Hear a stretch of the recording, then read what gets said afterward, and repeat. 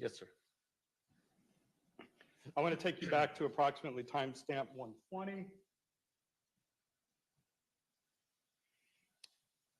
And this item that the mouse is pointing to, do you recognize that? Yes. And what was that? It was the holster to a firearm. And then at timestamp approximately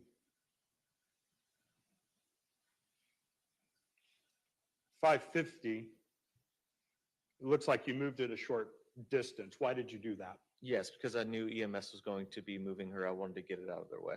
Okay.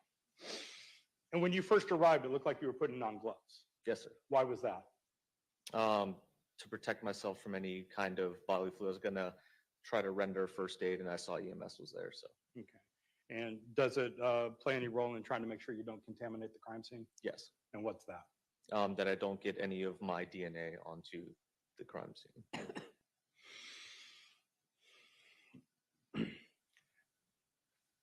With this, at some point, were you informed that individuals had gone off the back porch of the Yes. apartment? And did you search the area of the back porch? I canvassed, yes. Okay. And by that, what I mean is like the yard and such. Did you walk through any portion of that? Yes, And did you find anything back there? I did. And what was that? I found a purse and a wallet that was laying on the ground directly below the balcony. And was that also recorded on your body cam? Yes, And were you among the first officers to look in that area, if not the first? I believe so, yes. And so what's on your body cam, is that how should the best of your knowledge, is that how the purse was laying after the incident prior to any police involvement? Yes. This time, state would move to play, or correction, number 86, Your Honor.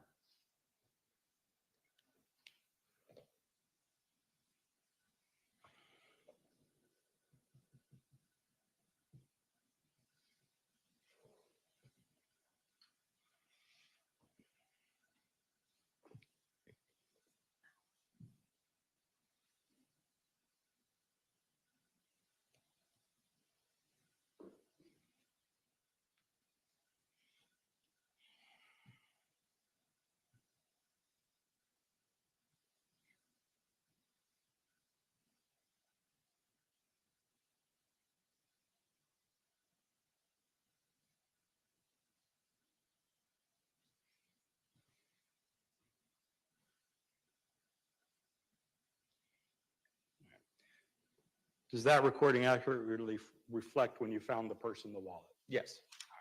I have just one moment, Your Honor. Sure.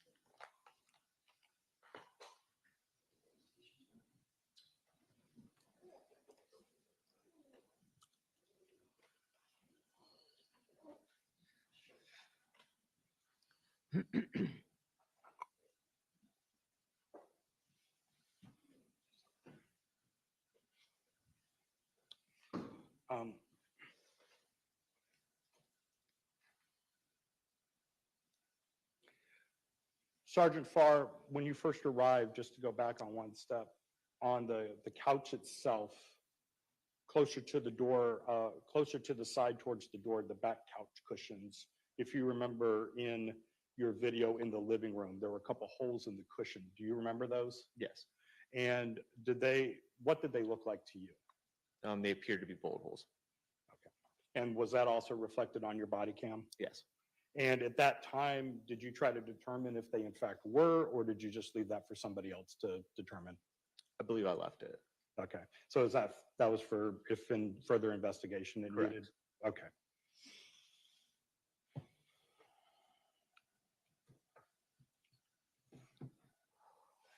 Nothing further at this time. Mr. Nixon, cross-examination.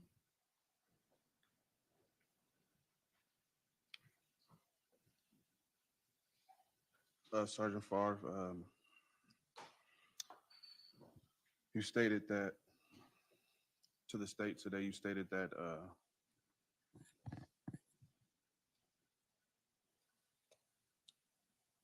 the holes in the couch appeared to be bullet holes, correct? Correct. Are you familiar with discharging a firearm and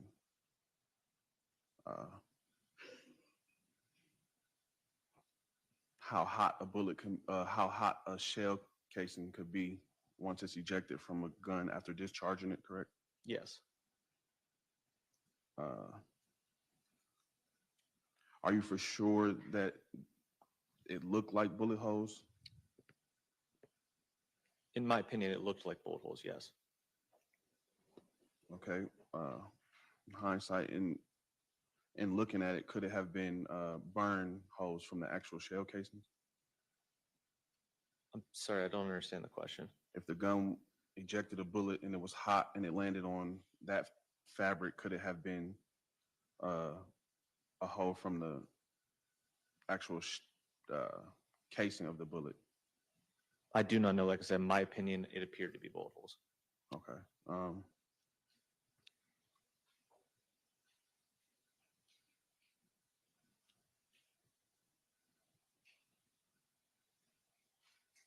And where were those bullet holes located? On the back of the couch cushion on the back. So on the where your back would be, basically where the head and the back would be. Yes. Correct. Were there any bullet holes found under the victim? I do not recall.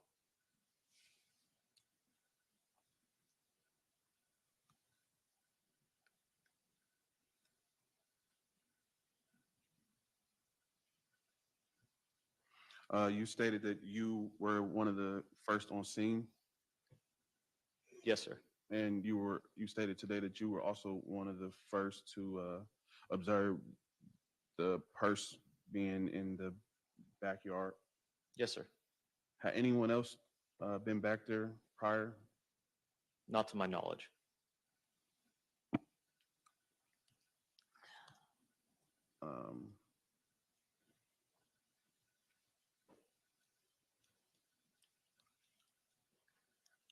So when investigating, it is a procedure to put on gloves to not cross-contaminate the scene, correct? There are numerous reasons too, but yes, that is one of them. Could you explain one more time for the court what those reasons would be? Yeah, a couple of the reasons we don't want to cross-contaminate the scene. Our job is scene security and then scene preservation for evidence, as well as when we're dealing with the shooting, we're dealing with bodily fluids, and we use those to protect ourselves as well. So I don't get any bodily fluids on myself if I go to render first aid. Okay. So you have no knowledge of anyone actually touching that purse besides yourself? Not that I know of, no. And if someone touched the purse without a glove on, that's considered cross-contamination, correct? As far as a officer, if an officer touched the purse during that time without any gloves on, that would be considered cross-contamination, right? They would get their DNA onto it. Pardon me? They would get their DNA onto it if they touched it without gloves, yes.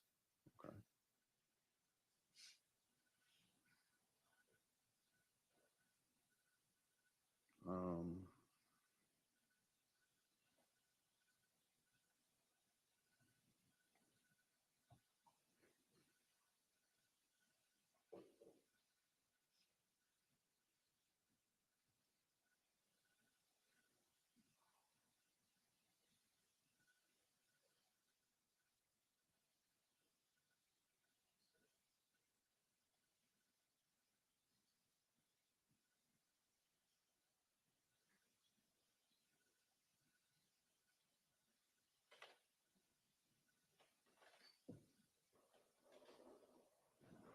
Your Honor, I have a video clip I would like to play. If I could have time to find it. Sure. Thank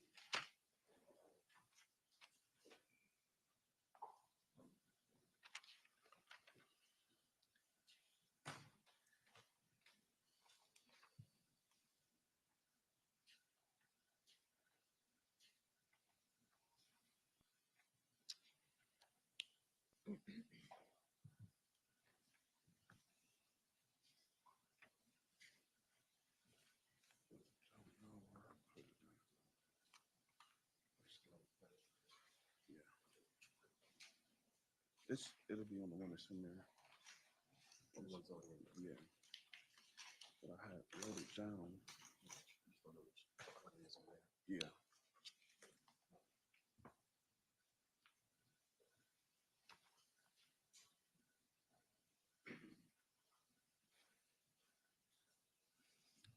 Did you plug the click sharing?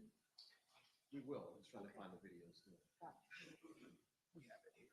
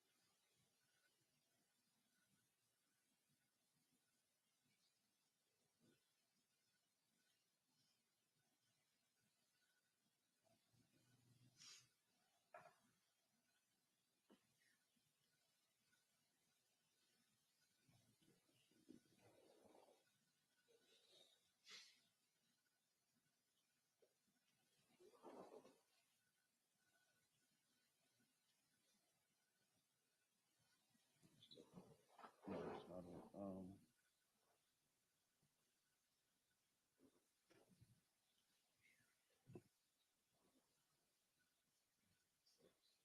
Your Honor, may I have a break if possible to find this clip? We're good. Just, I'm in no rush.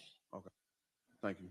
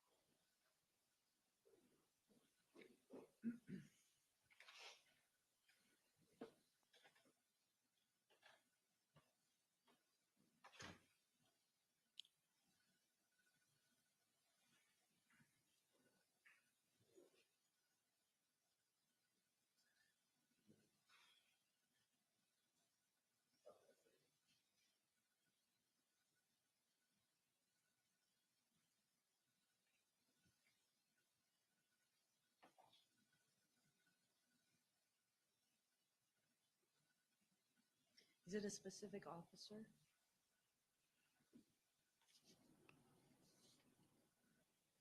Yes, ma'am, but I do not know.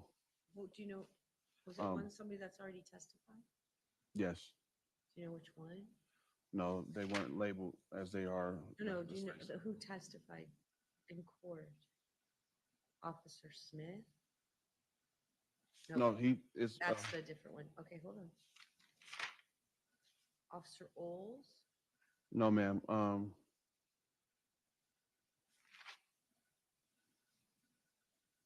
So I don't believe they did testify. 'Cause I don't know who it was.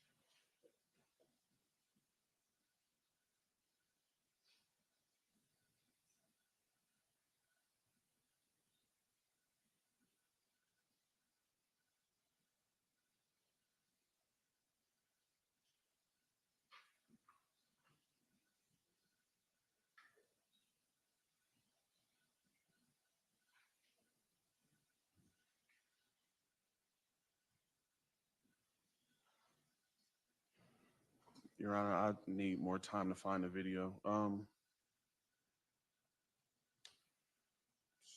Sergeant Favre, so you have no recollection of any officer touching the purse without gloves? I do not. And if they had touched the purse without gloves, they would have had to report it, correct? Can you rephrase the question? Or If one of the officers had touched the purse on scene without gloves, they would have had to report it? they should have told someone yes, Okay, if that's what you were. yes.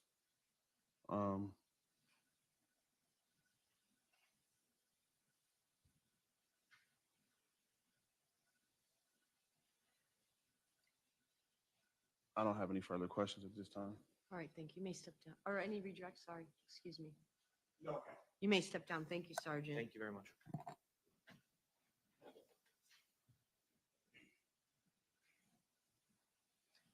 Call your next witness.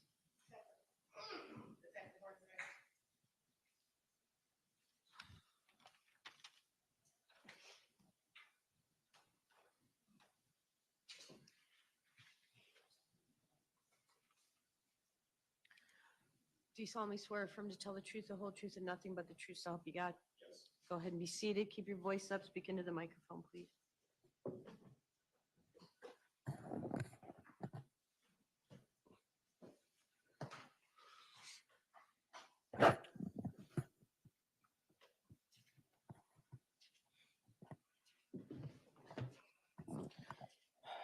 Good morning, Detective Hornacek. Good morning. Will you please state your first and last name, spelling your last name for the record? Edward Michael Hornacek, Hornacek,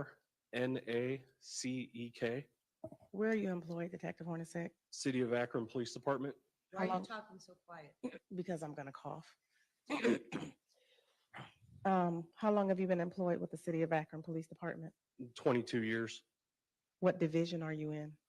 I'm in the Detective Bureau on midnights for persons crimes, crimes against persons that are felonies and violent crimes. Okay. And what type of crimes are in the crimes against persons unit? Murders, felonious assaults, rapes, robberies How long have you been in that unit? since 2017. Prior to that, where were you? I worked patrol. What type of training or education do you have to be an officer? I have a bachelor's degree in criminal justice from Tiffin University, a 6-month police academy through the City of Akron Police Department, and ongoing education as well, and through the State of Ohio Attorney General's Office, Master Criminal Investigator certificate as well.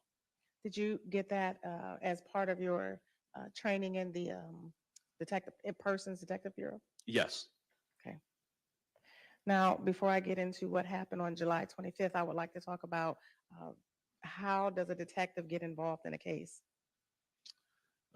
We normally work out of our office, so we monitor the radio for calls that are going out. We also have computers, laptops at our desks where we can monitor dispatched calls and what's going on out in the streets.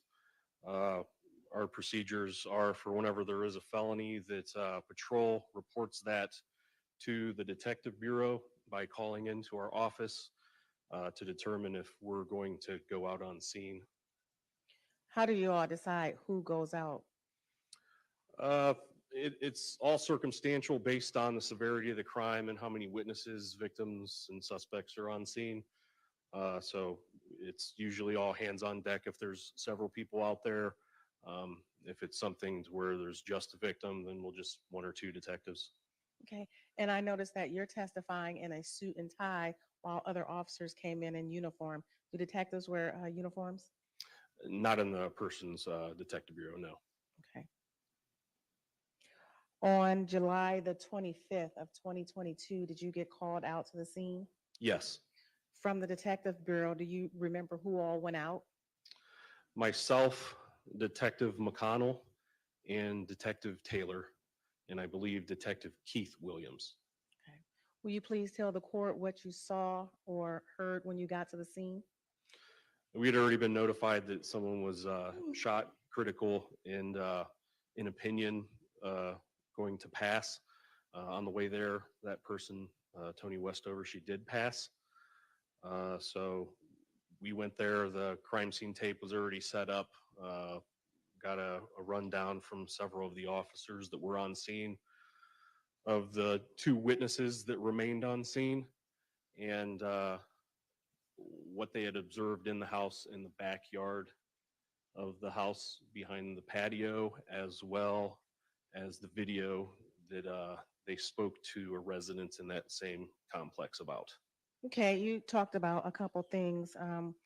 You said when you got there, you got briefed. Is that typical that when you get to a scene, a patrol officer or someone on scene will brief you? Yes. Okay, and then you were here and heard Detective Sinsley talk about the time it takes SWAT to get to the scene. Approximately how much time does it take a detective to get to a scene? That's another thing that's circumstantial based on if we're on another call as well, or how much time it takes for the patrolmen or their supervisors to call us and let us know what's going on to determine if we need to be on scene or what scene we need to be on, because sometimes the dispatched call location isn't where we need to show up first. Sometimes it's a hospital. So once we get that all determined, that's when we make our way to the scene. So there's no time frame. We just try to get out there as quick as we can. Will you please tell the court what you did once you got on scene? Once got on scene, noticed it was a 4-unit brick apartment building. They said that the incident occurred upstairs on the top level. Once we went up there, kind of checked out the scene after we were briefed on what happened, notified the crime scene unit for collection of evidence. Detective McConnell and Detective Taylor had interviewed the 2 witnesses that remained on scene to gather information to what we need to look for on scene, what transcribed, what took place, so we know what we're looking for. Okay.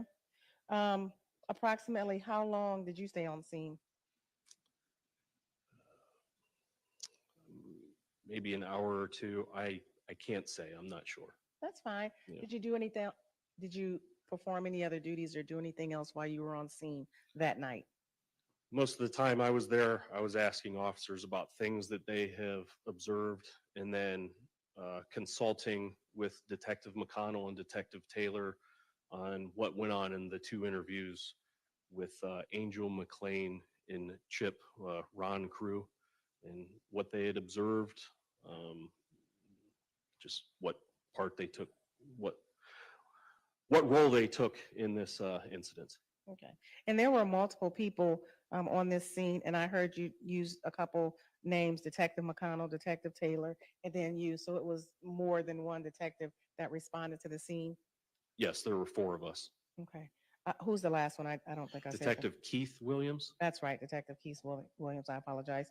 Will you please tell the court about the investigation that followed? So the investigation that followed at that point, the officers first spoke with Angel and Ron, and they had gathered some names. And when they gathered those names, I started looking those names up and calling our office to see where some addresses might be, names, date of births, possible locations where those people could be. Once I gathered those, I gathered the information and kind of put it together after Detective McConnell and Detective Taylor interviewed Ron and Angel to see if those matched up with their second statement, being that they already gave a statement to patrol. Now they're giving a statement to the detectives. So seems like everything was staying consistent. So that was my role in trying to get that information to find out where the names that were given to us were Brian Fielders, Quinton Nixon, and Adam Wright. So those are the 3 names that I was tasked with finding out the information. Were you able to find out the information for any of those individuals and subsequently interview? Yes, all 3. Okay, well, let's talk about Brian Fielders. Were you able to interview him, and when did that occur? So the only two people that remained on scene for this incident, obviously the victim, Toni Westover, and then the two residents of the apartment, which was Ron Crew and Angel McLean. So those are the only people that remained on scene. Everybody else fled the scene. 2 days later, after the incident occurred, Brian Fielders called and asked to speak to the lead detective, which was me. I interviewed him over the phone that day. As far as how the interviews went after that, I re-interviewed him later on in August. I believe maybe August 27th is when I interviewed him in person. That's correct. He had a parole violation. So I had him brought over from the Summit County Jail upon arrest to do a full interview with him in the Detective Bureau. As far as Adam Wright goes, we don't know if we heard that he might like go to a different state like North Carolina. So I made some phone calls to try to find addresses. We couldn't find anything. I did not interview him until he was arrested and he was in the penitentiary. And I believe your office at the Summit County Prosecutor's Office, the investigators found and located him and had him transported late in September for an interview. And I interviewed him at the Akron Police Department as well. Okay. And in the interim, was an individual by the name of Ashley Broughton interviewed? Ashley Broughton also came in on July 27th, 2 days later, for an interview, and I interviewed her in the Detective Bureau as well. Now, at this time, not July 27th, let's go back. The last interview we talked about was Ashley. At that time, you had not spoken to Quinton Nixon. Is that fair? That's correct. Okay. At some point in time, did the Detective Bureau or the police department get any information regarding his possible whereabouts? Yes. And how did that come about? So first, so in chronological order to answer that question, I had a meeting with a supervising prosecutor to sign charges for murder, and he authorized charges to sign charges on Quinton Nixon for murder. So that was on August 4th. So after August 4th, I notified the task force, Northeast Ohio Violent Fugitive Task Force, to search for him.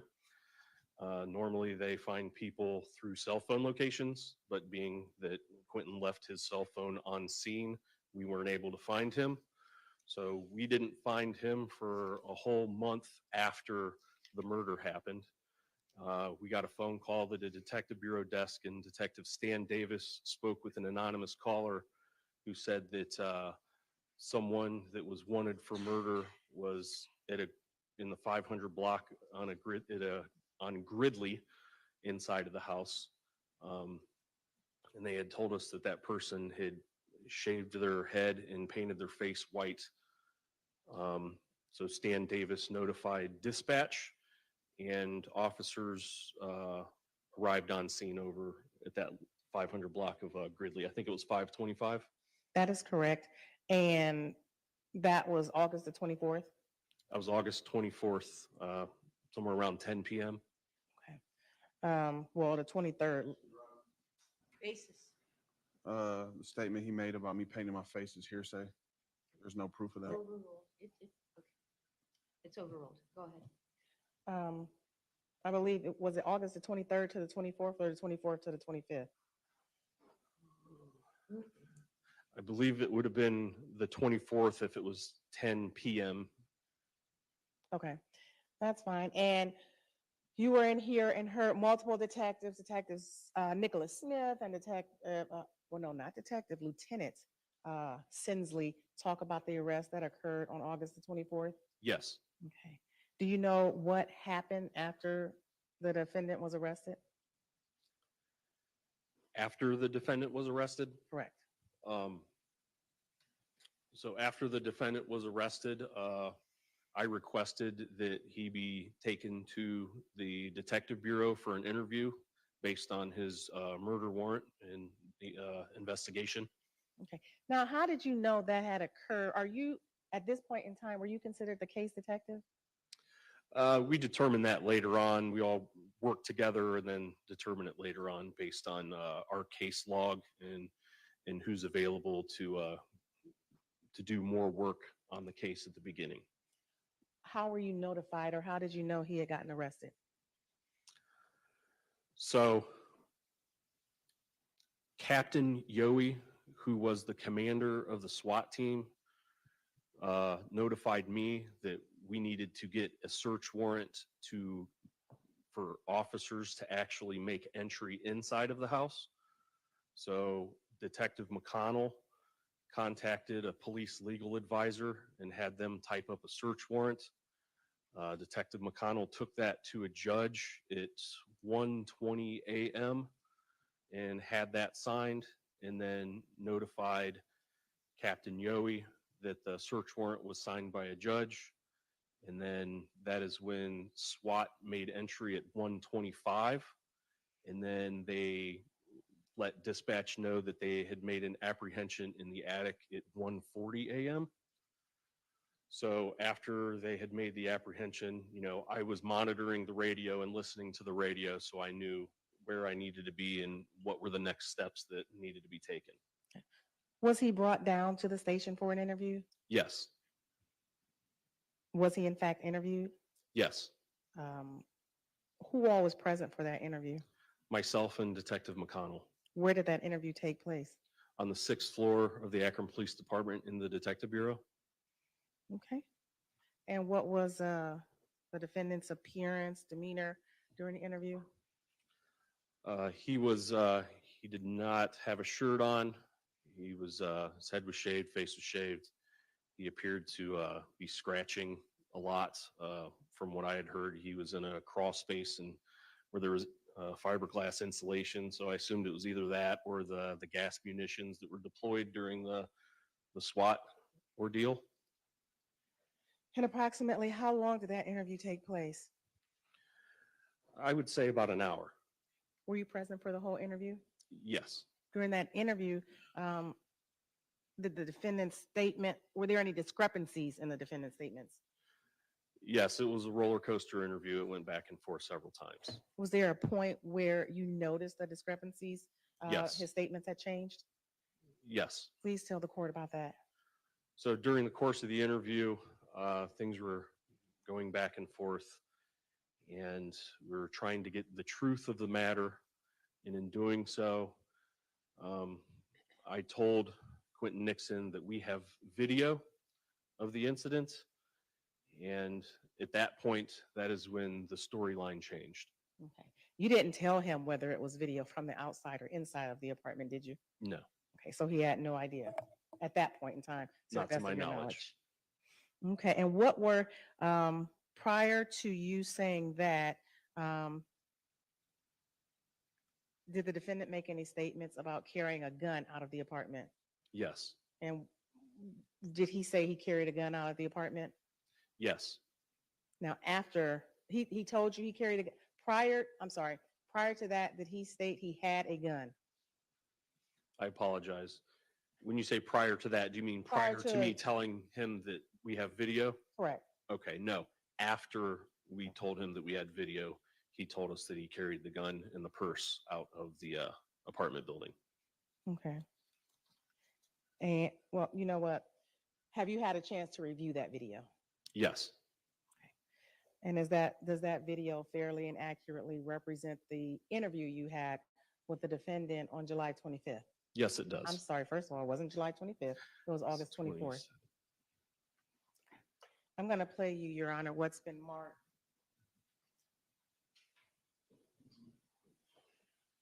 As State's Exhibit 87.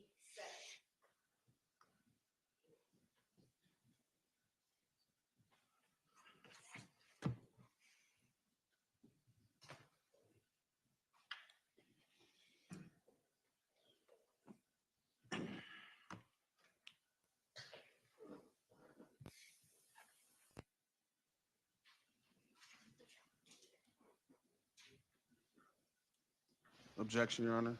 Basis? Uh,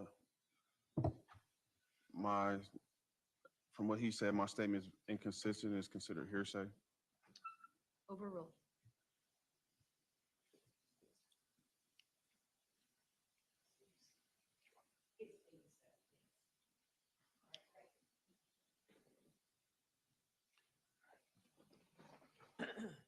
Say when. Here, let me get on that side. I have States Exhibit 87 up. And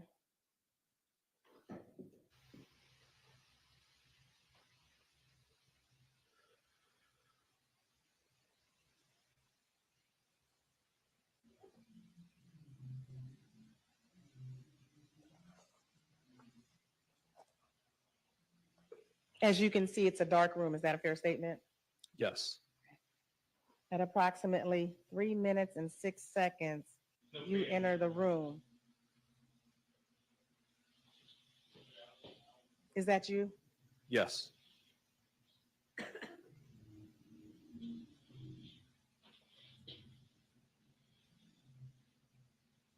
Okay, so we'll use this room. You didn't start it, did you? And for the record, approximately 3:27, you go out.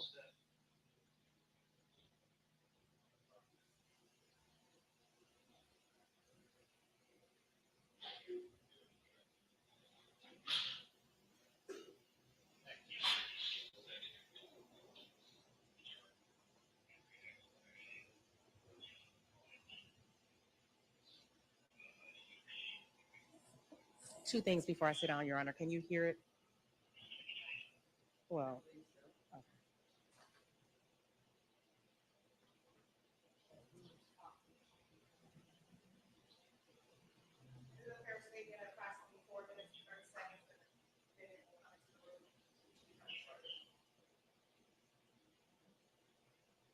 okay. I believe when it happens, it should be at that time, yes.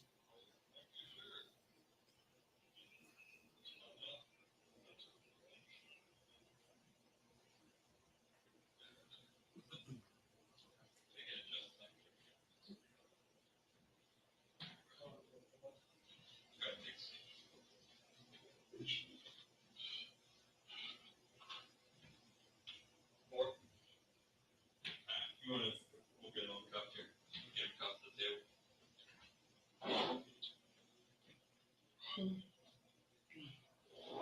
Stick your left hand out. Yeah.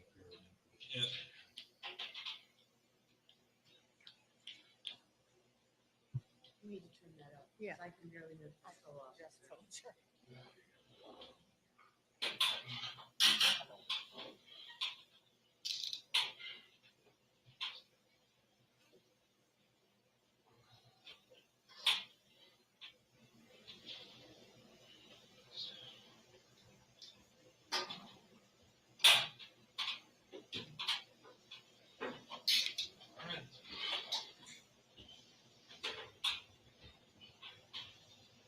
Quinton?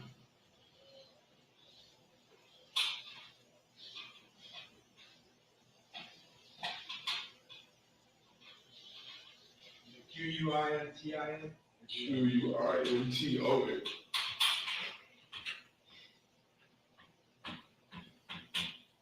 What's your last name? Nixon, Nixon.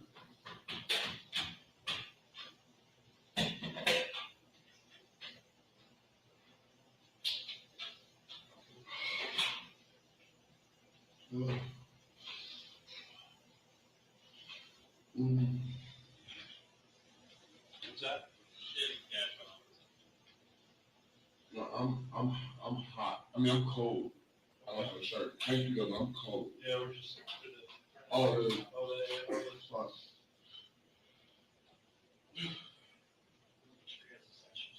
Great.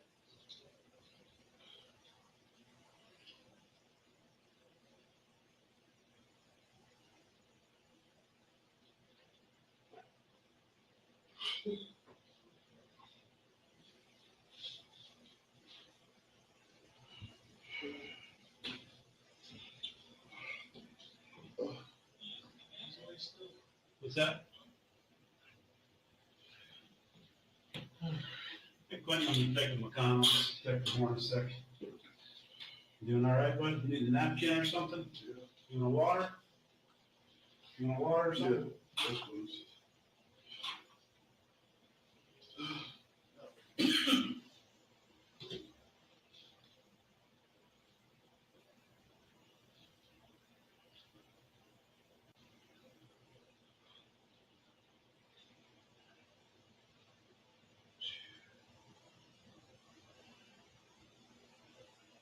All right, sir. First name is Quinton. Yes, sir. How do you spell your first name? QUINTON. And the last name is Nixon. Yes, sir. Nixon. Yes, sir. What's your birthday, sir? July 18th, 1991. Do you have a permanent address? You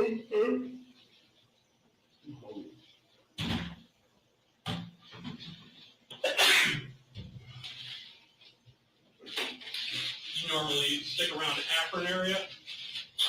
Okay. I have kids here. You have kids here? Okay.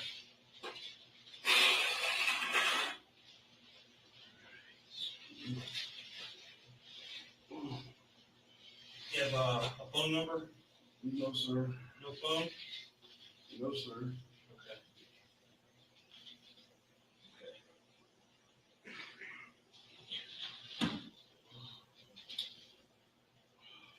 All right, Mr. Nixon, I'm going to talk to you about what you're up here for, but before we do that, obviously, we have to read you the Miranda warnings. So once we read this, just say yes or no whether you understand, all right? The right to remain silent, do you understand that? Sure. Anything you say can or will be used against you in a court of law, you understand that? Yes. The right to talk to a lawyer to have him or her present with you while you're being questioned, you understand that? Yes.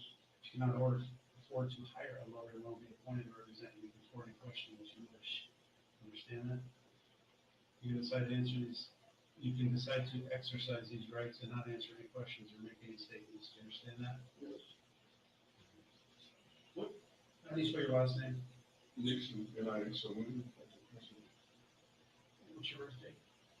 July 18th, What year? 1991.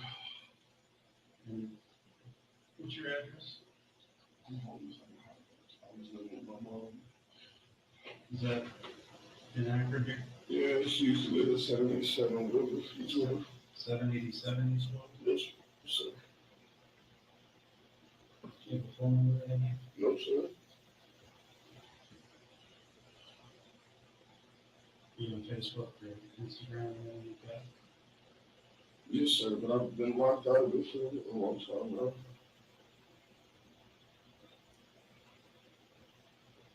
You have any idea why you're up here? Yeah. You do? Why are you up here? I really don't. I don't know.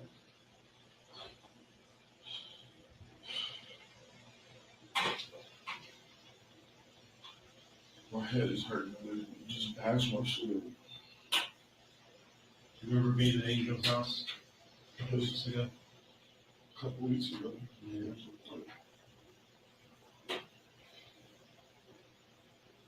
You know what we're talking about. You want to tell us what happened?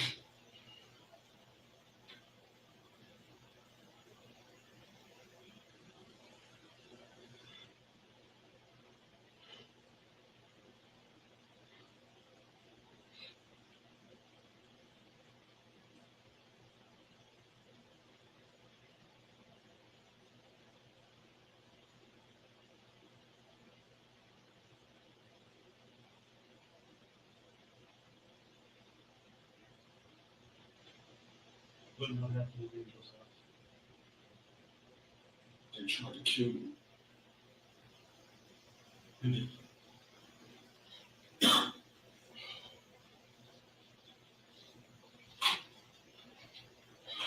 don't know. I don't know who these people were. For real, I don't really know them like that. So why don't you walk us through how they tried to kill you?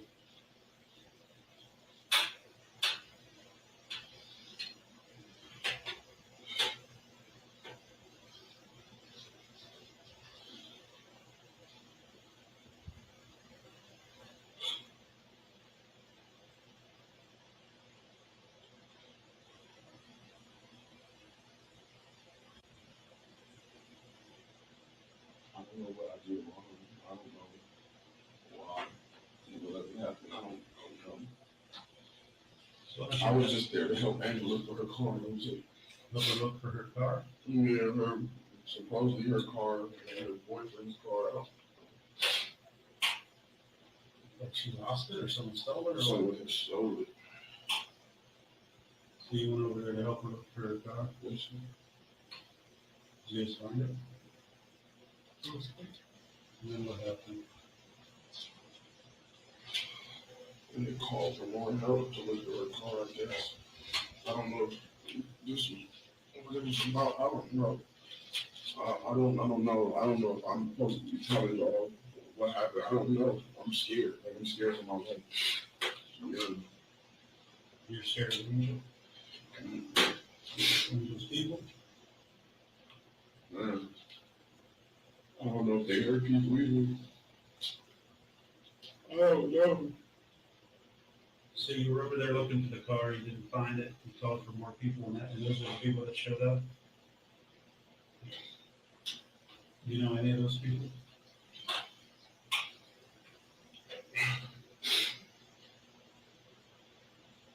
So what happened when they showed up?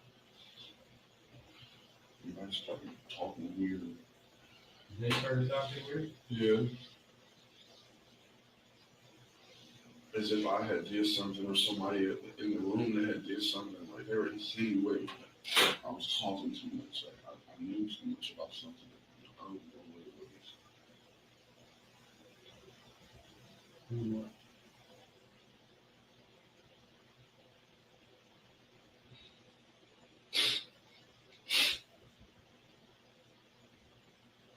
Like I want to tell you, I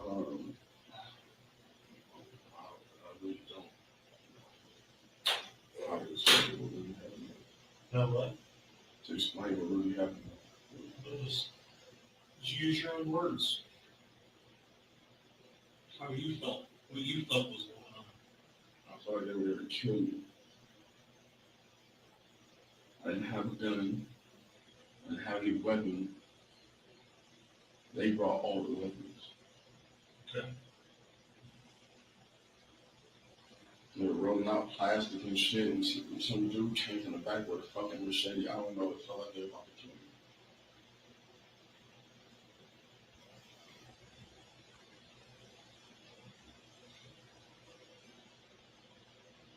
So you felt threatened? Yes, sir. What happened?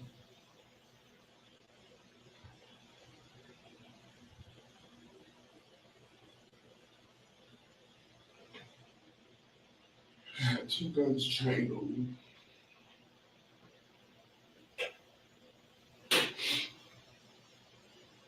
You had the guns on you. There was a woman, there was a dude, there was another dude, another dude. Who had the guns? You said there were two of them? Who were the two people with the guns?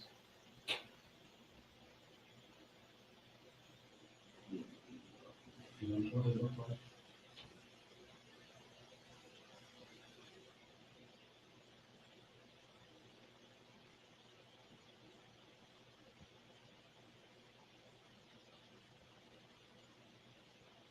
Did the guys have guns, or did she have a gun? He got hurt. Who had her gun?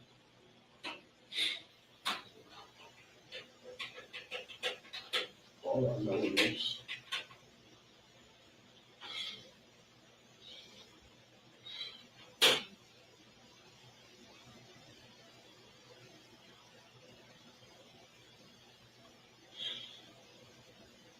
like, should I have a lawyer? Like, I don't know whether I'm what the. I don't,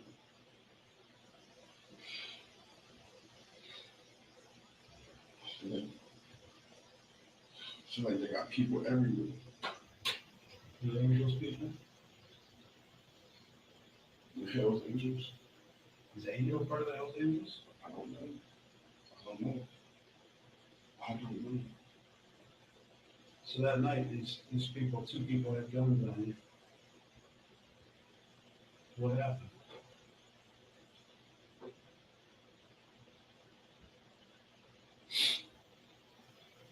Were you guys inside the apartment? Like in that front room? And the people that had the guns on you, they were in that room as well? What did you do when they pulled the guns on you? Try to stay as calm as possible.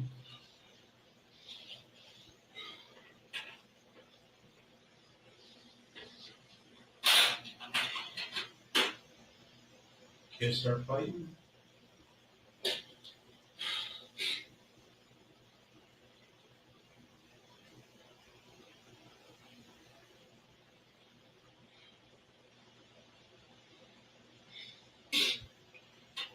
We get on the face. You hit your face? Where you fight yet? So was this the same guy with one of the guns? You know who he was, his name right now? Dude, I'm scared to tell you. I got 3 dogs on. Mm-hmm. This shit felt like I'm snitching. You're not snitching, you're trying to help yourself. You're telling us your story as to what happened.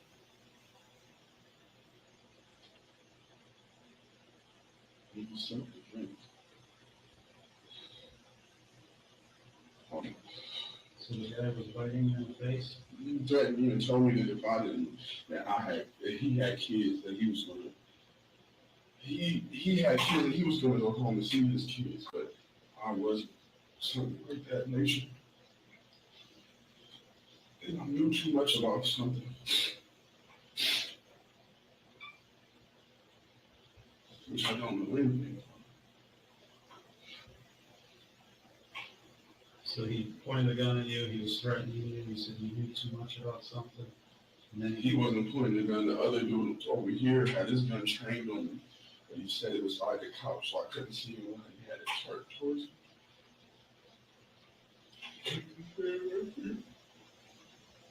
And which one was the guy that hit you? The other one that came in with the gun and the girl. So the guy came in with a girl, But he had came in first. She wasn't there at first. Maybe she was like in the car on the phone or something. I don't know. It all felt eerie and weird. Like it was a setup. I wasn't there to do nothing but help her look for the fucking car. so this guy walks in, the one guy had a gun on you. This guy walks in and the girl walks in, they don't have a gun. The guy that walks in doesn't have a gun, he's the one that hit you in the face. No, he had the girl. He had the girl, so the girl had a gun. The girl had a gun, but I didn't know it was her gun. He had. Did he take it from her or how? He had brought it in with him and laid it on the table. Well, how do you know that she had a gun? Because when I grabbed the gun, he said, "That's her gun." So he laid it on the table. And you grabbed it. Why'd you grab it? Because this dude had a gun on me. I don't have a gun. I didn't have a gun. I was scared for my life. And he was telling this dude to kill me. So he walks in, he puts the gun down, you grab it, because that other dude has a gun pointing at you. Right? It in a way, but that's not everything that happened. There was so much more. There was so much. I was there for like 4 days, 4 or 5 days. I felt like I couldn't leave.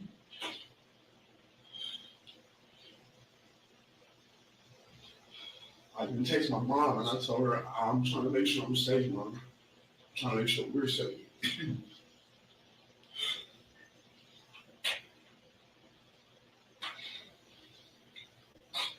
Oh, no.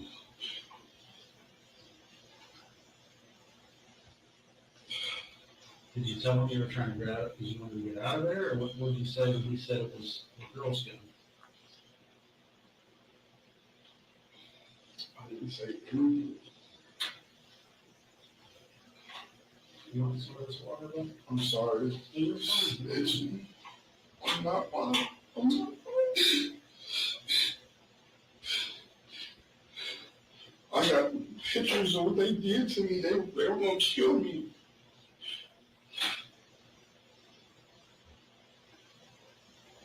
So this guy has a gun pointed at you, and so the guy walks in, puts the gun down, you grab it, and then what happens?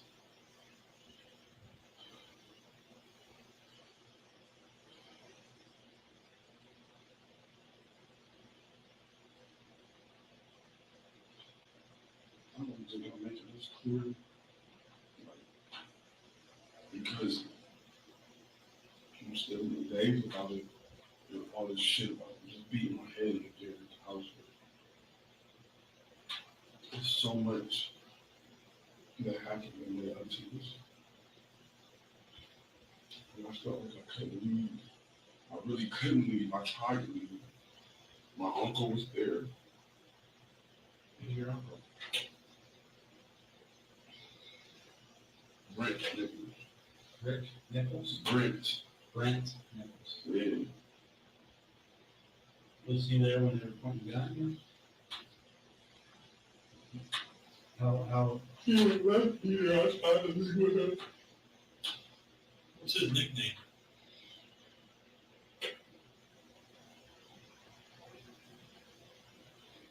Mm. What's that? Me.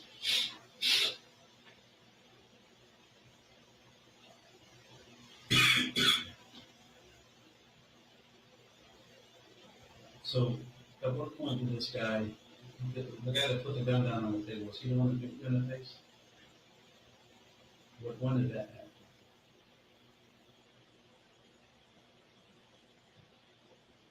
Before you grabbed the gun, after you grabbed the gun?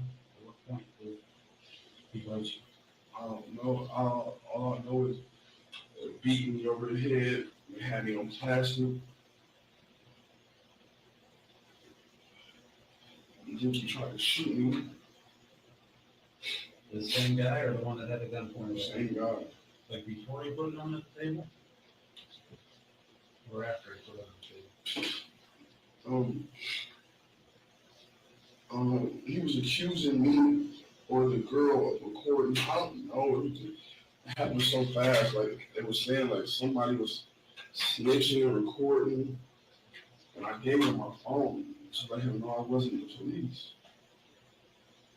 You say they had plastic, like you mean rolled out plastic? Like how much? I don't know. It was like enough to kill me, Okay. wrap me up in. They have it rolled out on the floor? They started rolling it out. Okay. And then some dude came from the back with a hammer and a machete. Okay. Did you know anybody in that house Besides Angel and my besides Angel and your uncle, anybody's names that you've met before? Or even if you don't know their names, have you ever met anyone before?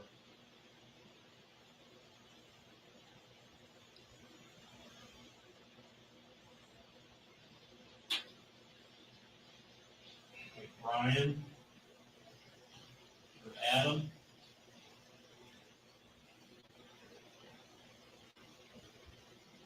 Okay, so you're not snitching, we're just talking about only the facts about what happened. And the people that were there when it happened.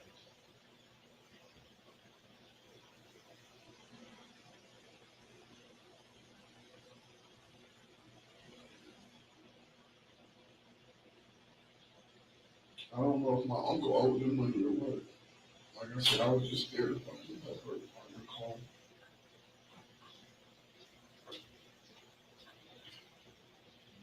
Because that's what she called me for. That's what she's been calling me for.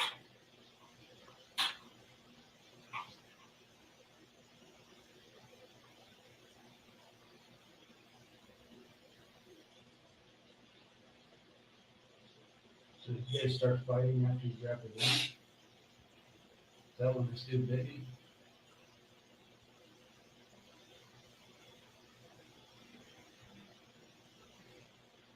You know, we were sitting there having this long ass conversation about life and death and all this other shit.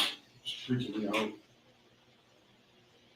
Like I said, about how he was going to go home and see his kids and I wasn't. I was at the wrong place at the wrong time. All types of weird shit. So what happened after you grabbed the gun? that when the fight started, when the tussle, and he bit you in the face?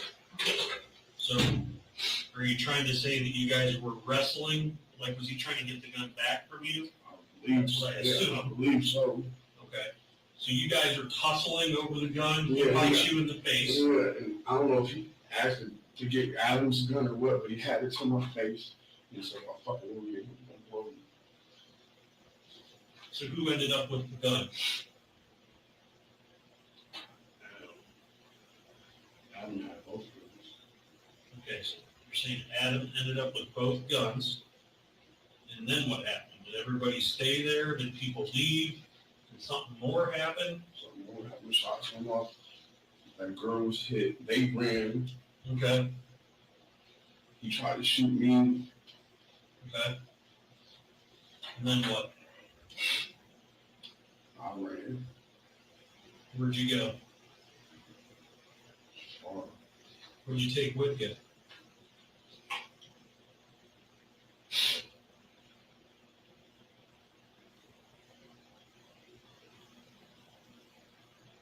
I left my phone.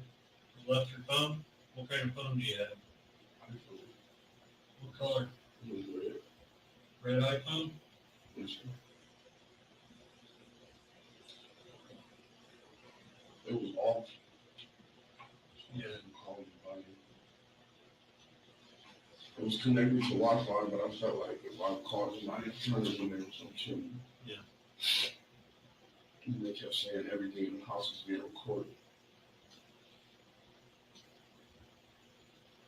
So Adam's the one that shot her? Who shot her? Right. Brian shot her? So you didn't shoot her? We were wrestling over the gun to get it back. How did Adam get it? Brian took it from me after he beat my ass and hit me in my face. Did you ever have possession of the gun? I grabbed it off the table. And when you had possession of the gun, what happened? Brian jumped up and rushed at me. So you never fired the gun? Did you ever point the gun at anyone? So you're saying you held the gun, Brian lunged at you, somehow Brian got out of the way from you and shot that girl? He kept saying she was the police. And she was snitching, she was recording something on her phone. And then how did Adam end up with the guns? Because he gave them Adam. After he shot her, he gave them to Adam?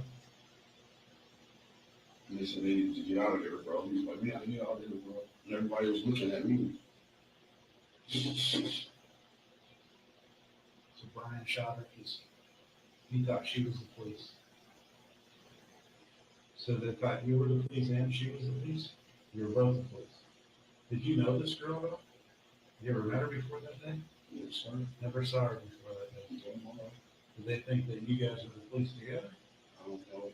I think I was at the wrong place at the wrong time. I was about to be a casualty, whatever the fuck they had for him. Brian and Adam. It sounded like all of them were involved. Angel, like, it was weird. It was just weird. The shit they were talking about, the truck that my uncle had, how that truck belongs to a family member. I helped him put gas in it, and he just fucking gave it to them, and they were all shaking hands as if like, but they were leaving me out of the conversation. It was like they were using that truck as a getaway to get away from fucking doing whatever the fuck they're about to do. I don't know. I kept trying to figure it out. I tried to leave. My uncle wouldn't really let me come. He was like, "No, you're gonna ride with this dude." I'm like, "What are you doing with this truck? That's Auntie's truck. Why are you trying to sell it? What are you doing with the truck? Go take it back." He never took it back. He jumped in one of their cars and disappeared. That's me. So when we started talking, you said it was self-defense. What was self-defense? Me defending myself and everything that happened, I didn't do anything wrong.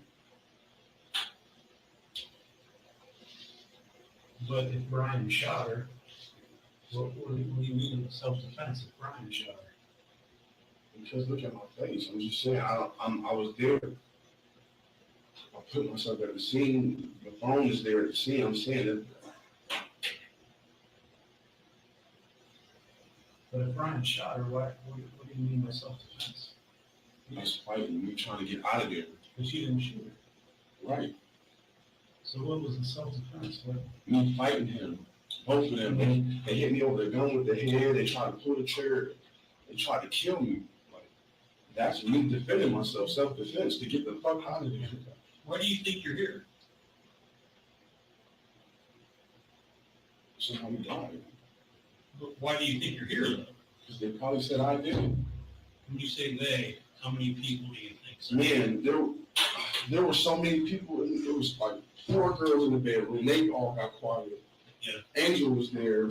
There was some other dude that was there that kept walking in and out. Is he like an older dude with some tattoos? There was a couple older dudes with tattoos. And they were waiting on some other dude, like their head boss or something. For the final say, I don't know. So you and Angel and Adam all grew up together? No way. They're all older than me. But I mean, you guys have known each other for a long time. Not really. I met Angel through my uncle. How long ago was that? 2 years ago. Oh, that's it? 2 years ago. Yeah, I met Adam 3 years ago. It wasn't at a mutual friend's house, Terry's house. So, No, you're good. You started doing it. So,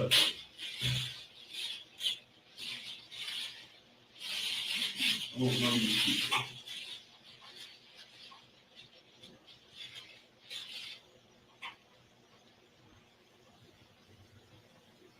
So what cameras were you talking about? You said there was cameras in the house? Yeah, they kept saying there's cameras in the house, there's cameras in the TV, there's cameras in, they're recording with AirPod, all type of stuff. Yeah. I don't know. So what did you leave the house with after you left?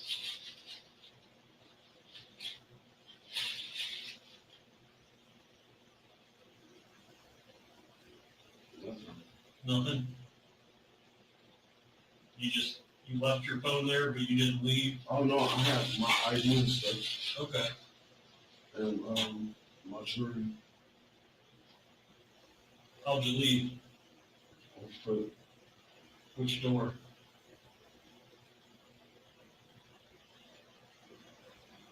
the same door they were in. Which one? Front door? You know, they The were deck is? the back door. Back door? Yes, sir.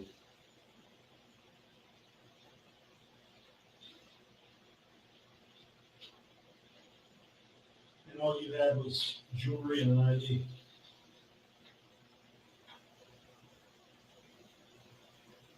Yeah, so You didn't leave with the gun? You sure? Because you said Adam had both guns, right? Brian told me to grab both of them.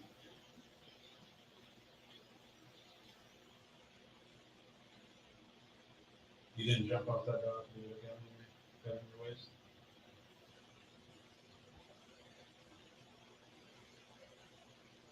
I had jewelry.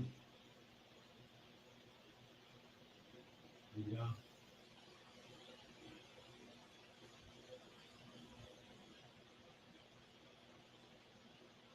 We're only asking you to tell the truth because, like you said, there is cameras. And that's the reason that you're here. It's not about what anybody else said. That's why we're giving you the chance to tell us your version of the true story. That's why we're asking you specific questions, just to see if you answer them honestly. Because we watched the video, and we know the truth already about that portion of it. What, that they were there to kill me? We watched everything, and it's got audio and video. So we want to know from your point of view what happened, so we can compare notes.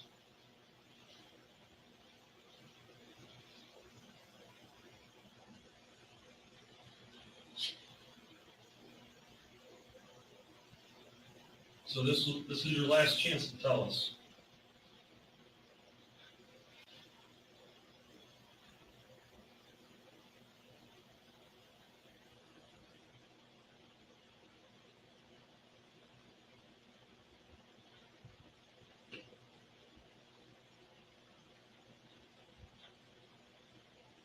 are you thinking?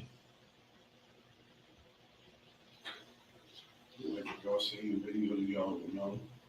We would, but we don't know what you're thinking though.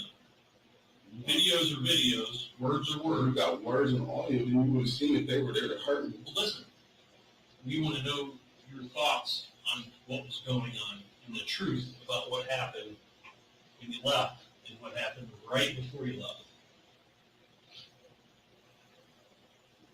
I ran past that dude with the hammer.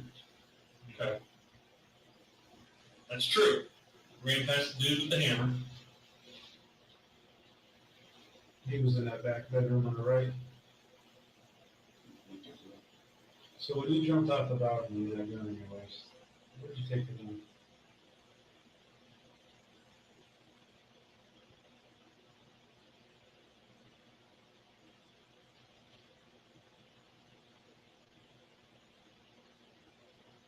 It wasn't my gun. Whose was it? Brian said it was hers. So when you jumped off the balcony with the gun was in your waist, where'd you take the gun? I ran. Were you holding the gun when you were running, or was it still in your waist? It was in my legs. I don't know. I was falling, sliding, slipping. So where's that gun at now? Did you get rid of it, or is it in that house on Gridley? Where'd you get rid of it?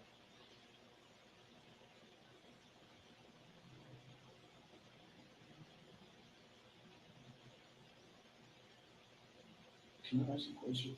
Yeah. Why would there be audio and video inside of that house? Were they being watched?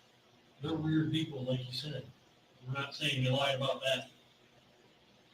That's why we have so many questions, because this isn't just a normal case to where it's just cut and dry and everything's easy to explain. That's why we want to know someone that was on the inside, your perspective. You get what I'm saying? Because this isn't a regular crime scene. These are some strange people. So whatever you were thinking wasn't wrong. It is a strange situation. So I'm not doubting you, and I, for one, am not going to put any words in your mouth. I want the words to come from you, your heart, and your feelings. We like to let the people that were actually there, that actually felt what was going on, tell us what happened. Video and audio just tells you the TV show. It doesn't tell you what they were feeling. I was feeling scared. Yeah. And I was feeling like I said something in the days of me being there that triggered me. Yeah.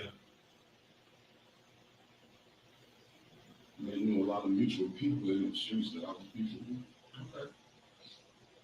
So here's, as far as Tony's gun, the girl's gun, I didn't even know it was me.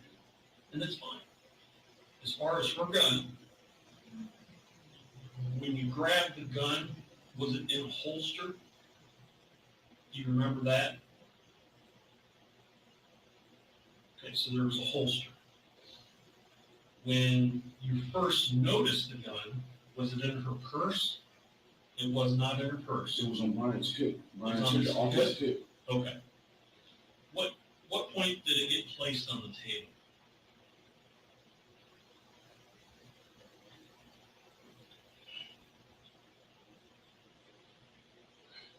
Because you said you grabbed it off the table Yes, sir. in the living room.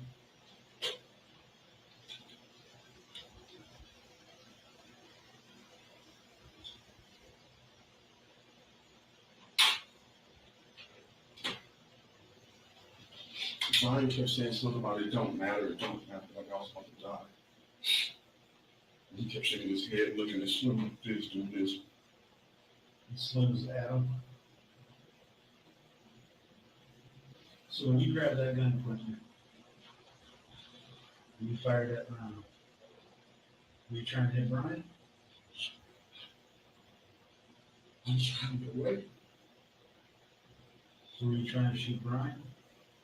You were? So you didn't mean to shoot him?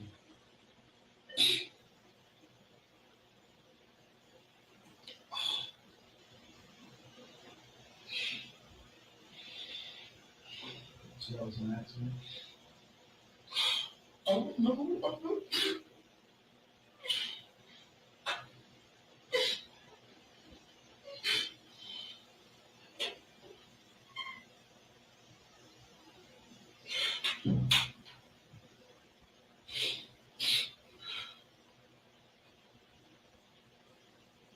Is it an accident? Mike?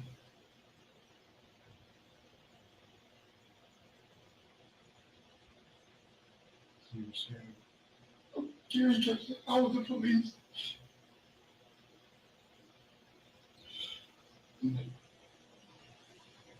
After it happened, did you just freak out? Just go. No, he beat me. He beat me. He beat me. He beat me.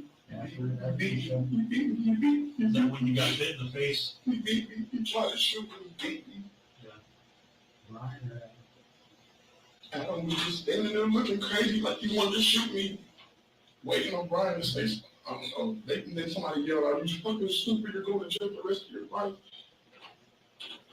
Is that when you got bit in the face? I don't, all that happened afterwards. Yeah. But I just didn't understand. I didn't understand.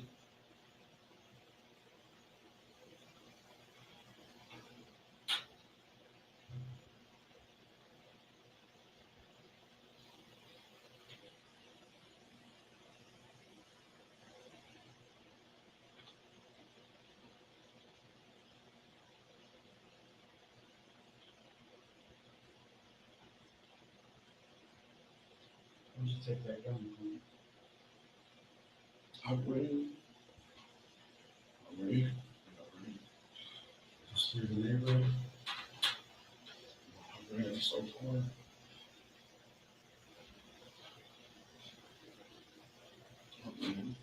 Yeah. I ran through the woods. I ran through houses, fields. I was running. I didn't know. I'm not from Akron. I didn't know where I was at. I just ran.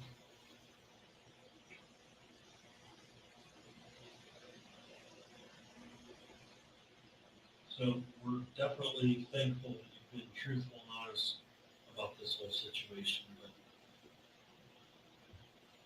the last thing that we need is we need to know where that gun's at.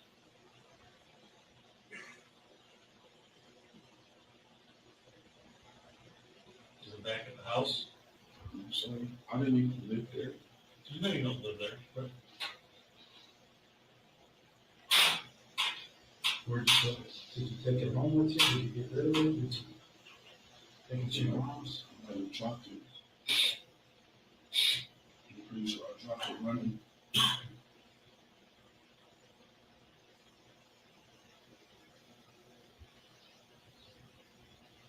When did you find out she died?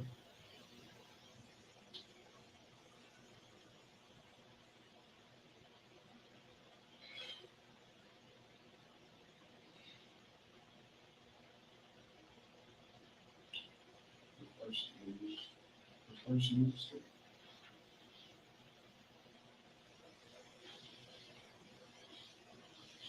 They said Brian is looking for me.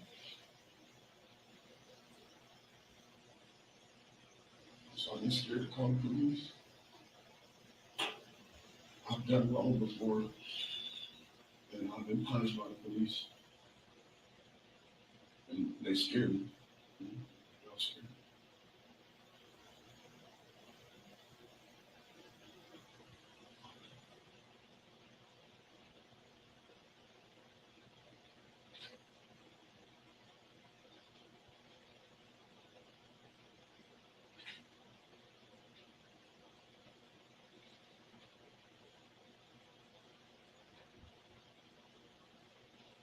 I'm going to prison for the rest of my life. Man.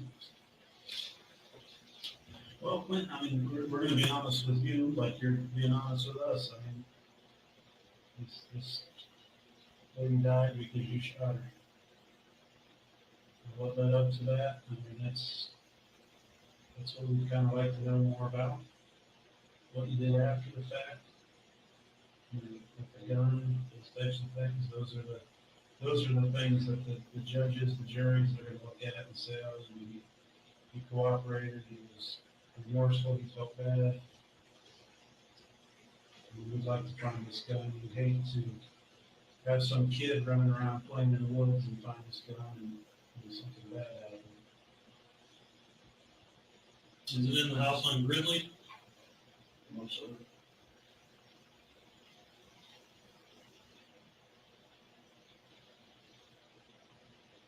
Who lives at Gridley over there that you know?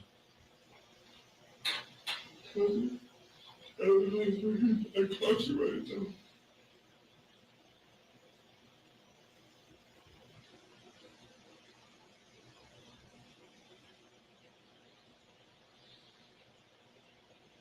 You talked to Adam since he said, You know, I've been looking for him.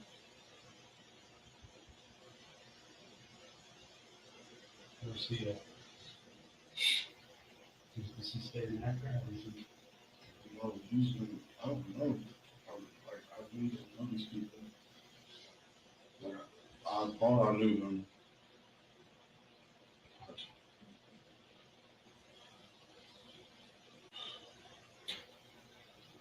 Like, all this started because Adam said he was beefing with Brian about something he did, and then it seemed like it was all just a throw off to get me or something because they found out that I found out about the black book and some gang stuff. I don't know if they're Hells Angels, I don't know if they're 81s, I don't know if they're Crips, folks.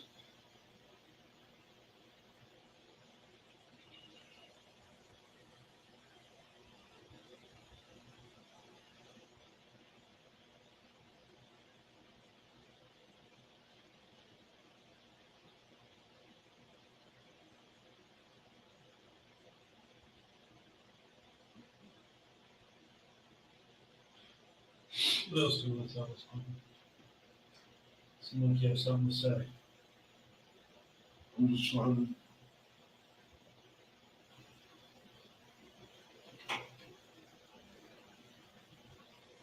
You're sorry, you're sorry you did it? You're upset about that? You said you're scared. What's going through your mind? The people they know, Because of what happened to Tony, you're gonna come through?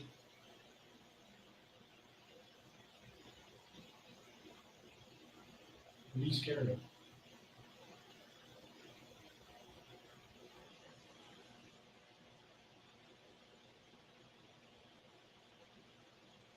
my mom had to move from there because of this shit. Did you tell your mom what you did? I told her I was, before all of this happened, I was there. I told her I was there for like 5 days. I was supposed to go to work one day. I don't remember what day it was, but she had called me and said, I'm gonna come see you. She picked me up. Angel picked me up from my mom's house and brought me around.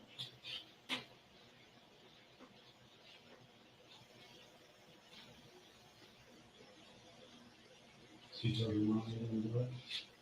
I never, I haven't even talked to my mom the first time I talked to her. No, it's the second time. Because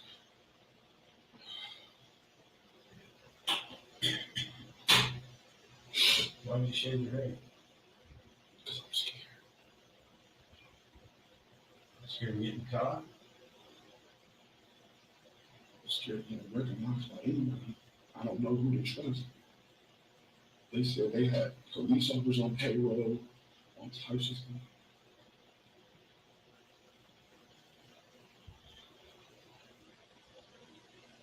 Would you stay in the house so long for when the police showed up today? Or didn't you just come out? I feel like they would kill me. I've been bit by police throwing handcuffs. Kind of left me traumatized. I don't really trust the police. What did happen? Florida.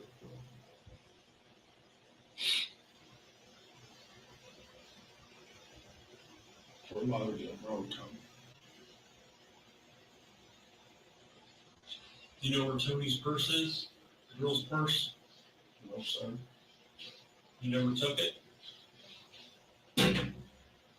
I grabbed it because I touched this vape thing that she had gave me.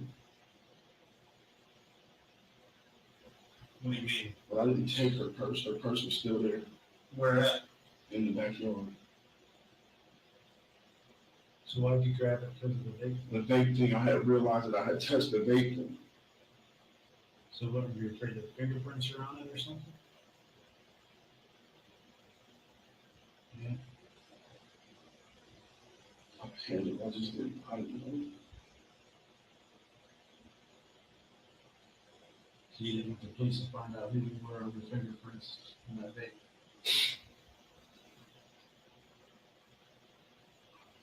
I don't know what I was thinking. I left my phone there. It wasn't about that. I was just so scared.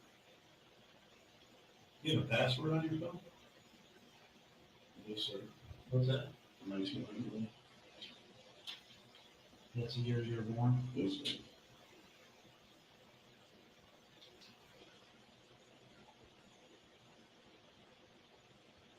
I had got caught with an AK-47 over in Kenmore.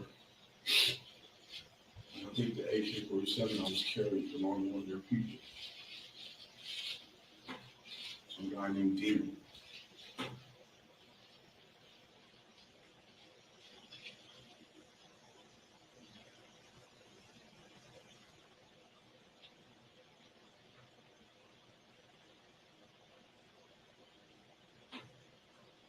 And I got one uncle saying I owed him $27,000 for shit I didn't even do. And then Ryan showed me a paper that same, Adam showed me a paper that same night talking about $27,000 and stuff. I don't know. I felt like my uncle set me up and sold me to them, and they were gonna kill me.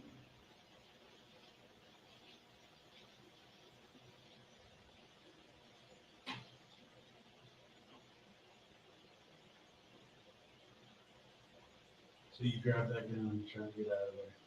So it was about me to get out of there. Did you try to shoot Brian? I tried to shoot Ryan. I tried to shoot Adam. And they were both in the kitchen. And then I laid down on the ground because I thought they were the police. So I started shooting like maybe they were the police. And I fucked up. And I put the gun down on the ground and they beat me. How many times did you shoot? Tell me.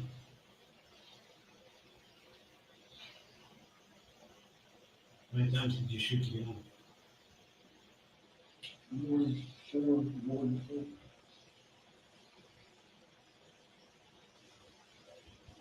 Each time was that Tony?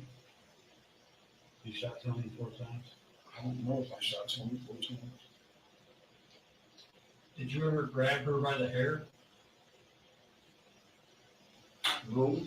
Are you sure? Yes, sir. She lunged at me. Okay. She lunged at me. I never grabbed her. I didn't want anything to do with that lady. Yeah.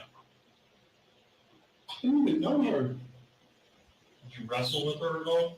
No, I pushed her off me. Did you point the gun at her? Could have gone around the room.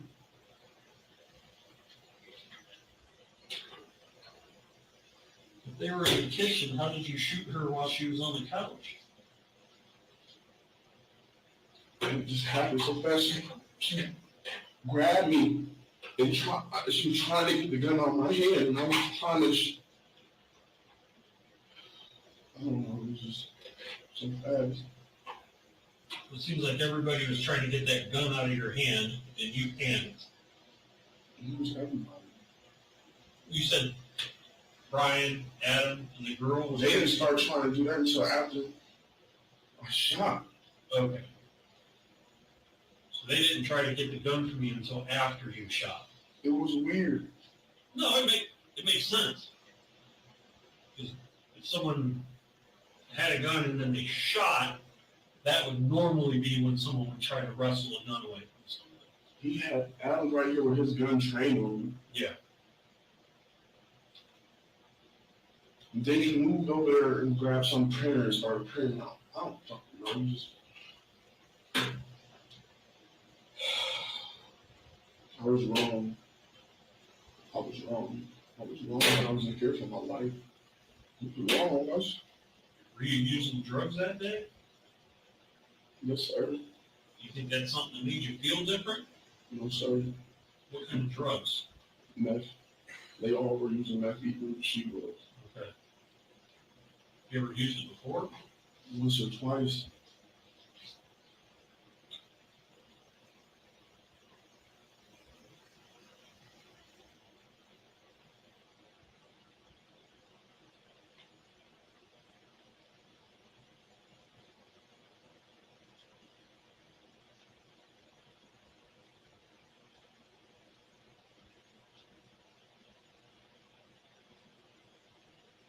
What made you shoot her instead of them?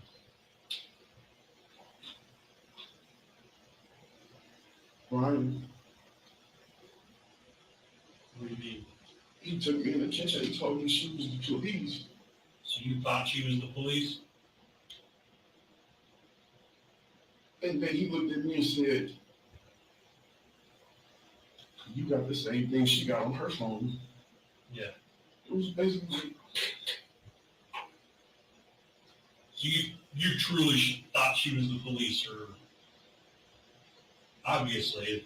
you know, I don't know what I thought. I thought that they thought both of us was the police. Gotcha. And you shot her because you thought she was the police. Because they made it seem like if I didn't shoot her, they would kill me. Did you argue with her About what? about being the police? Did you say something about it? I said, I'm not the police. I'm not the police. About her? Did you ask her or argue with her about her being the police?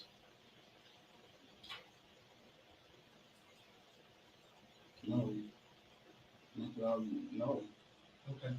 All we're doing is comparing what you heard and thought with everybody else and what they said and what they heard and thought. What they've seen you do, what they heard you do, what they watched you do, versus what, we're trying to get you to So tell do I us. talk to Brian? What's that? Do I talk to Brian and Adam already? Yes.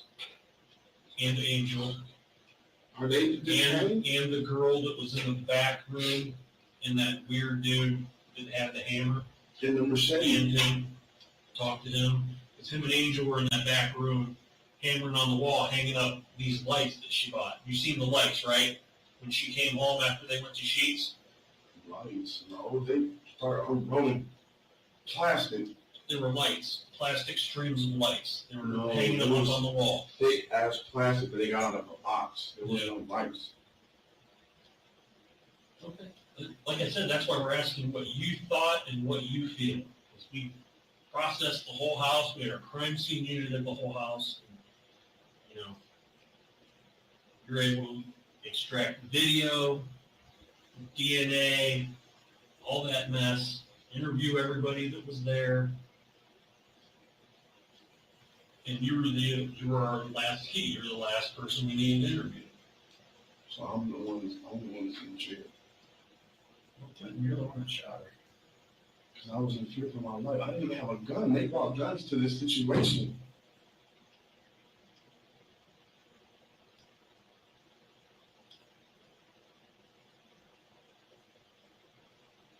I didn't have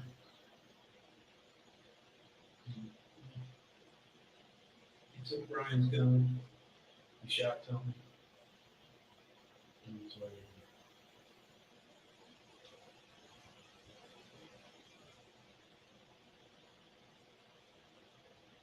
Could you at least tell us where her gun is? I lost it running.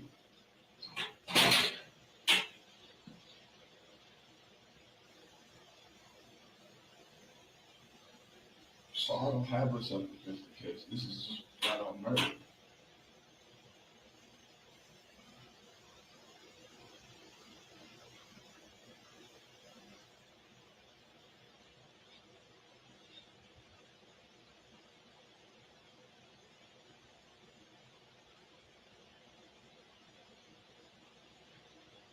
So no one else has my story.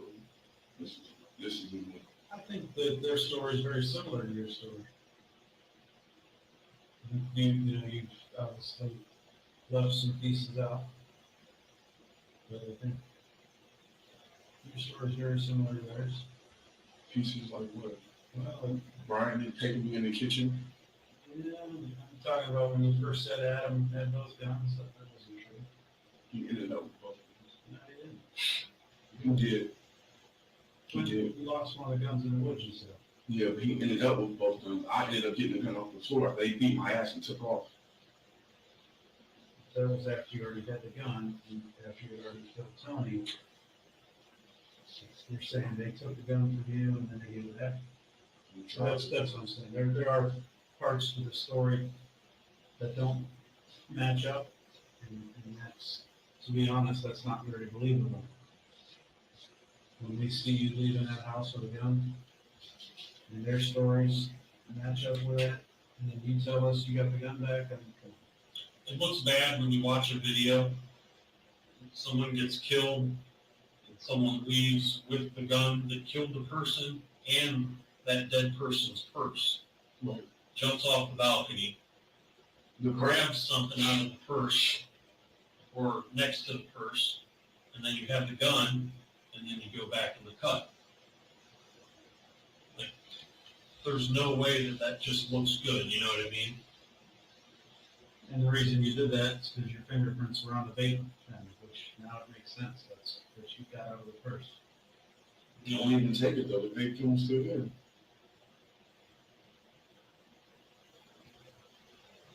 You see where we're talking about, like there's some parts of your story that just don't make sense. The main piece of evidence is missing, which is the gun. I'm just scared. I'm just scared. I mean, the main piece of evidence, what is that going to prove? I told you I have it. It just doesn't exist though, it's gone. If we had it, we would be able to verify your story that other people's DNA was on that gun. And then we could say, okay, well, maybe what you're saying is what happened. Maybe Brian had it, maybe Adam had it. If it's on surveillance, you'll see that Brian took it off his hip, and then that girl was called in, and then they were going to call Josh, Brian's older brother, over. Well, that's why we need the gun for the DNA. If we don't have that, then And she was in his car. She came with him. Right? I don't even get a chance to see what they rode. well, the gun was in her purse. Not when Brian walked in. Brian walked in on his cell phone, and that gun was on his hip. Yeah. Adam was sitting right here. Did you take it out of the holster? Yes, sir.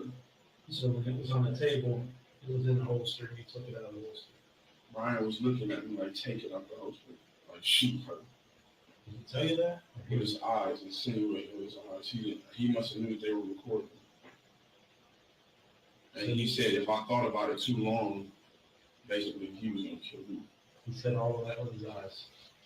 And the way he was talking, yes, they got this weird ass code that they speak. I don't know how to explain it. So with his eyes and this weird code, he told you to take the gun and shoot He Tony. kept saying it don't matter. He kept looking at the gun, looking at me, looking at her like that. I'm like, I'm not the police. That's what I was getting at. I'm like, I'm not the police. Why am I here, basically? I started panicking. And then, You listened to him. You listened to him. He told you with his eyes to grab the gun and shoot Tony. With his eyes and his code. You listened to him. And that's why you're here.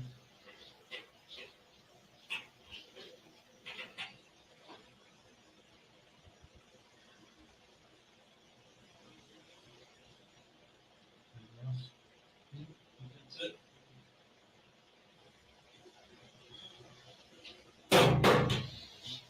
All right, when you need anything, got that water, got some towels. Right, we'll get some pictures of you and then we'll get you out of here, all right? Got any questions for us?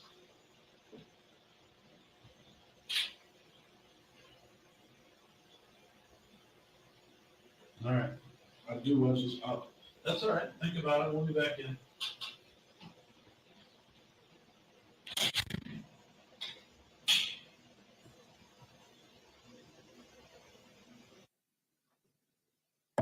Detective, at approximately 107:39, you and Detective McConnell leave the room. Yes, At some point in time, were photos actually taken of the defendant? yes.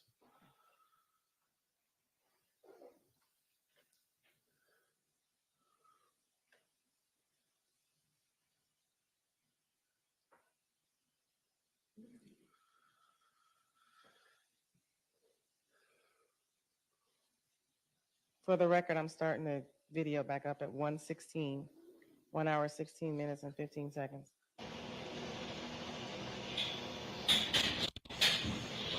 Quentin, you wanna wipe off your face real good? He's gonna take some pictures of where Brian bit you.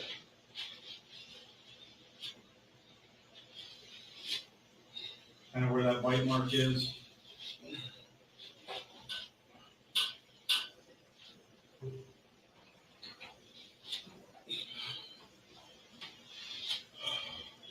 Right here on his cheek. You wanna show him where it's at? Yeah, I see the mark here. What's up with your ear, like by your piercing? I don't know, I think the police just did that. Okay. Kind of look up, kind of this way. Turn this way. Okay. All right, so what I'm gonna do is I'm just gonna get a picture of the front of you, from like, just as much as I can get, from maybe like your knees up. And then I'll have you like turn and stuff. I'll kind of direct you how to go, all right? Just like that's good for now.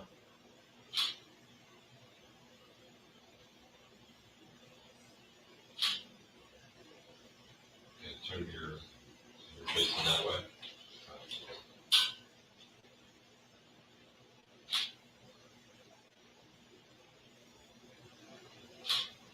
So like that. I'm gonna get close up on it.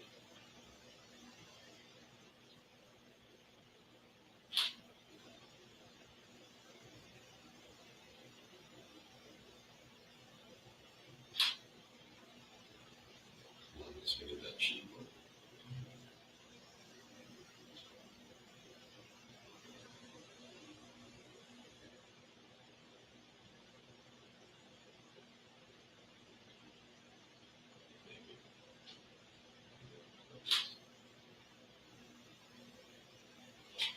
All right, let's have your face. You can turn that way with the cuffs off.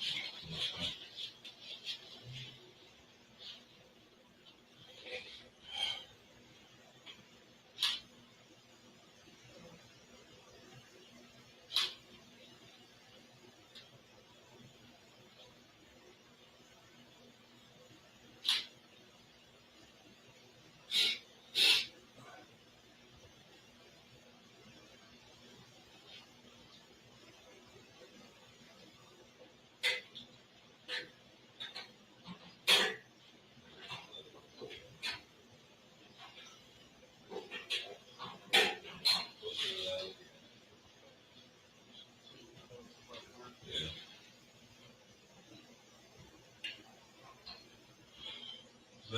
Was that bleeding when it happened pretty good? No, never bled?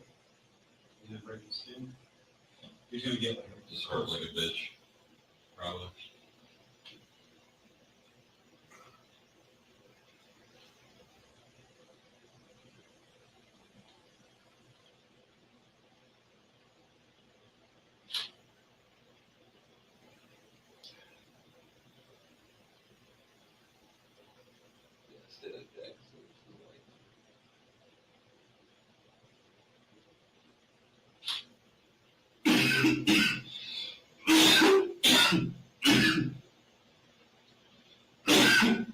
Sorry.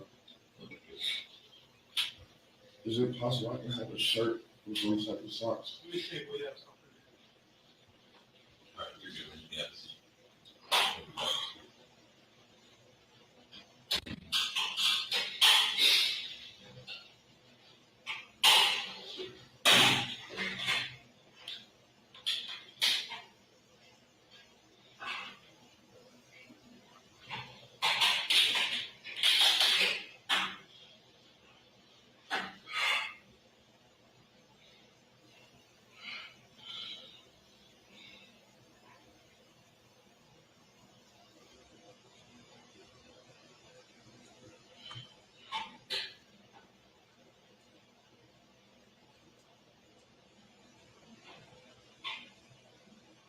This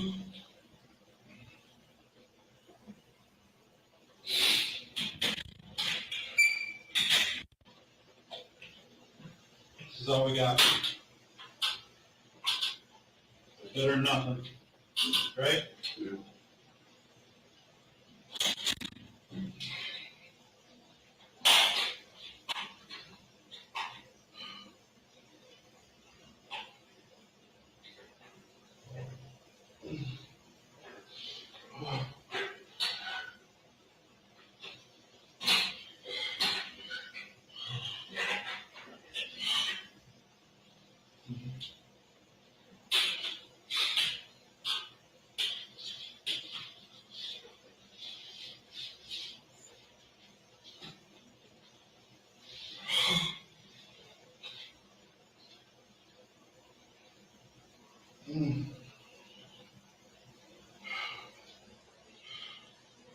Okay, for the record, I stopped it at 1 hour, 21 minutes and 46 seconds.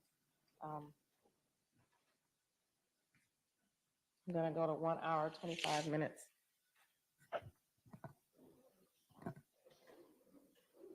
And is it fair to say nothing occurs between 1 hour, 21 minutes and 1 hour, 25 seconds, Detective? That's Well, correct. He's in there by himself, I'll put it that way. Yes.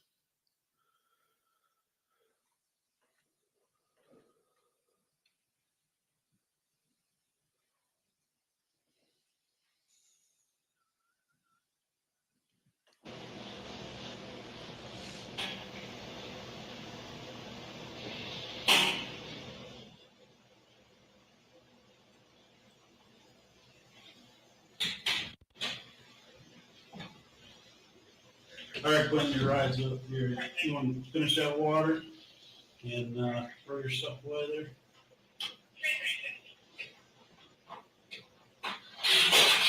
Slide your shirt all the way around. Want any more of this? Any more of these? I'm not gonna be able to get a shower anytime soon. When you get to the county, they might let you, if you explain to them what happened. This is asbestos all over me. Right. Let me try a little bit.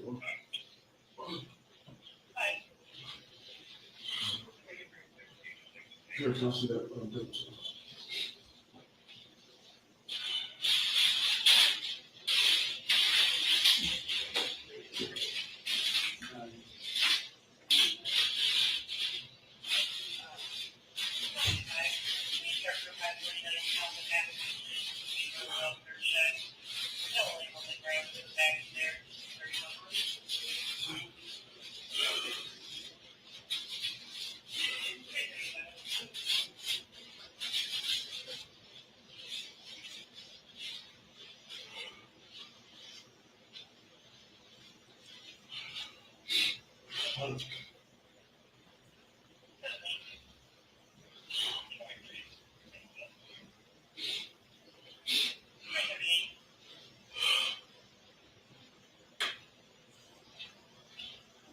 You got this money, why don't you put it in your pocket?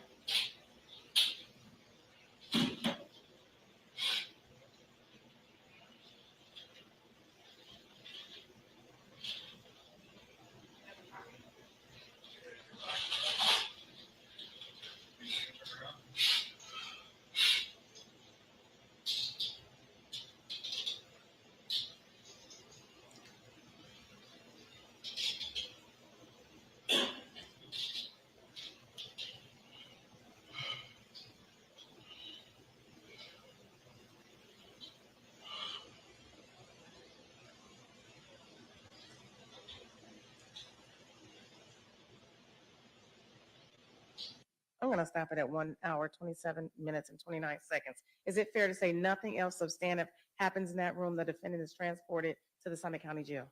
That's correct. Okay.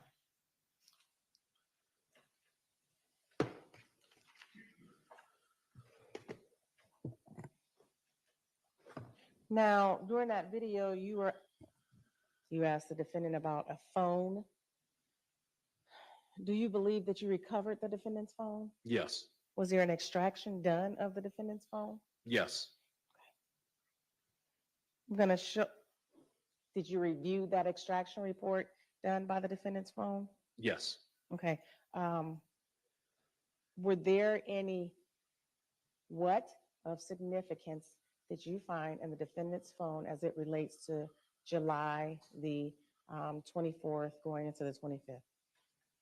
There was a lot of internet searches on spy cameras, on spy earpieces, and things of that nature. Did he have any text messages during that day or during that night? During that day and night, no, I don't believe there were any text messages. Mainly internet searches. That's correct. Okay. Now,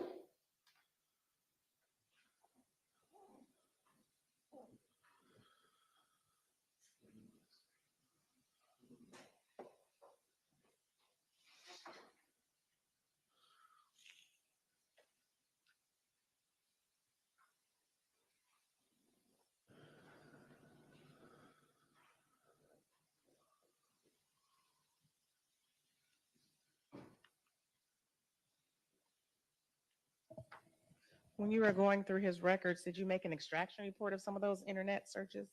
Yes. Okay. And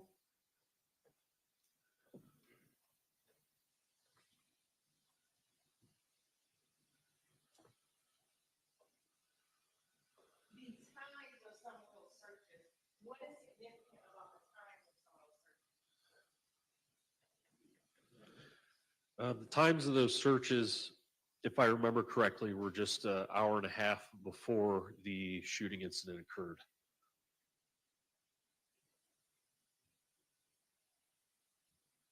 I'm going to show you Western Market State Exhibit number 88.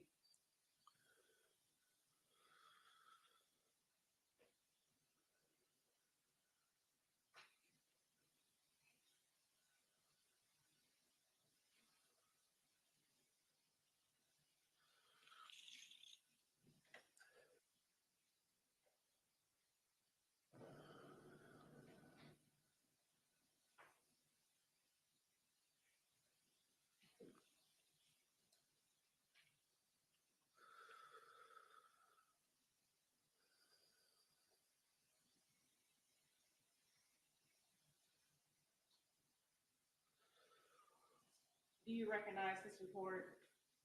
Yes, appears to be the part of the print off of the Celebrite phone extraction from July 25th, 2022, ending at 1:36 a.m.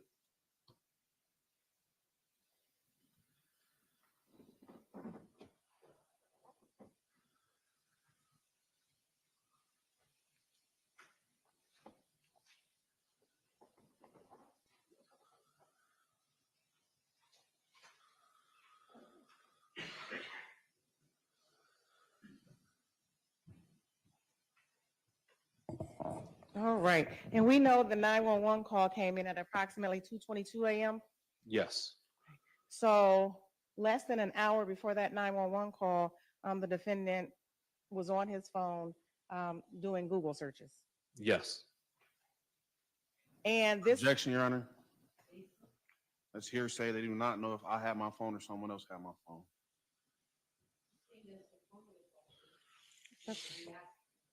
thank you. So less than an hour before the 911 call was made, there were Google searches being made on the phone attributed to the defendant. Yes, And this is it fair to say, this extraction is for Safari? And that's the search engine that was extracted for this report. Is that fair to say? yes, And there were other searches on other search engines on that phone. Is that correct? that's correct. You just did not do an extraction report for those other search engines. Is that a fair statement? Yes,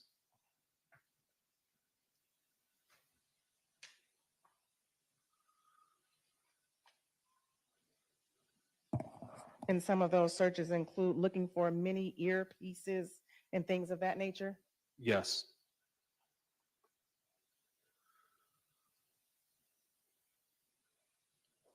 And this was an iPhone?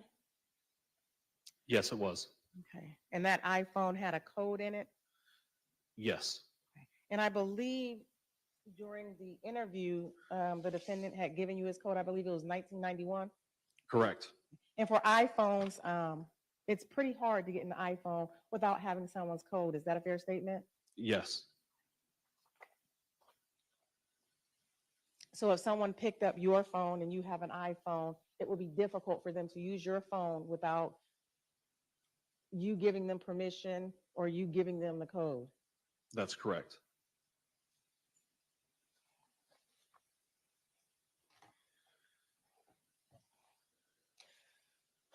Now, there were cartridge casings found at the scene. Is that fair?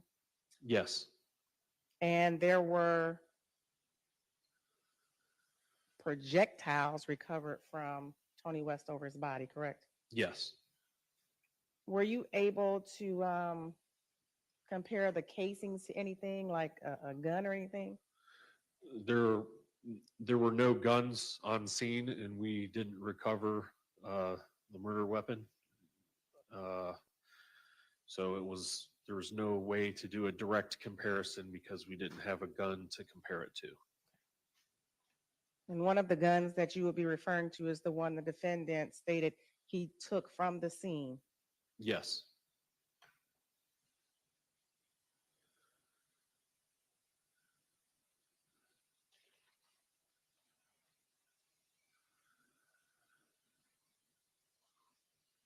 Did you do anything else in regards to this case? Yes. And what was that? So we did the interviews of everyone that was inside of the house, as we've previously seen testimony to. Reviewed the video from the crime scene unit that they got from the apartment from downstairs, as well as sending items to BCI that we were able to send to BCI. We sent the holster to BCI to be tested for DNA and to be entered into CODIS. We sent the purse to be sent to BCI to be examined for DNA and to be entered into CODIS. We did recover the 2 9mm shell casings. We also sent those to BCI to be examined, and we also recovered from the autopsy the 2 fragmented and deformed bullets that were in Toni Westover. We weren't able to send those off because they were severely damaged and fragmented, and they weren't able to be weighed to tell what caliber they could possibly be. And then on top of that, we still have not recovered a gun to do any direct comparison to as well. When you sent off stuff for DNA, did that come back insufficient sample for analysis? So one more thing I'd like to add is there was a laser that was on the ground that was part of a gun that's for a gun mount. It was also sent to be examined for DNA and to be entered to CODIS. So yes, with all those items that we sent and we asked for DNA, the only 2 DNA hits that we got back from it was Toni Westover's own purse had her DNA on it. There was a male's DNA on that purse, but the amount of DNA that was left on that purse, according to BCI, was not sufficient enough to come back to a specific person. So there wasn't enough DNA on it. As far as that laser goes, the DNA that came back from that laser came back to Adam Wright. From a CODIS hit? Yes. And after that came back to Adam Wright, based on the information you had gotten from the witnesses, what did you conclude from that? From Adam Wright's statement and from Brian Fielder's statement, they both had said that Adam Wright pistol whipped Quinton in the house after the shooting. So we assumed, but we don't know, that the gun that he was pistol whipped with had a mounted laser on it, but we don't know that. But That's the only thing we could come up with. Okay. And that will be consistent with Brian Fielders. And did you put that in your report after you interviewed the individuals at the time of the incident? Yes, Okay. And that would have been Brian Fielders, not Adam Wright. correct.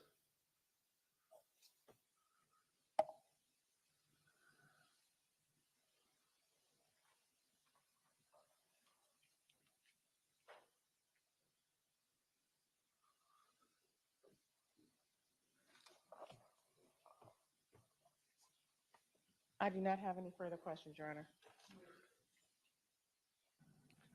Before we begin on the cross-examinations, 10 after 11, we're going to go ahead and take a short morning break. And then when Mr. Nixon is completed with the cross-examination, we will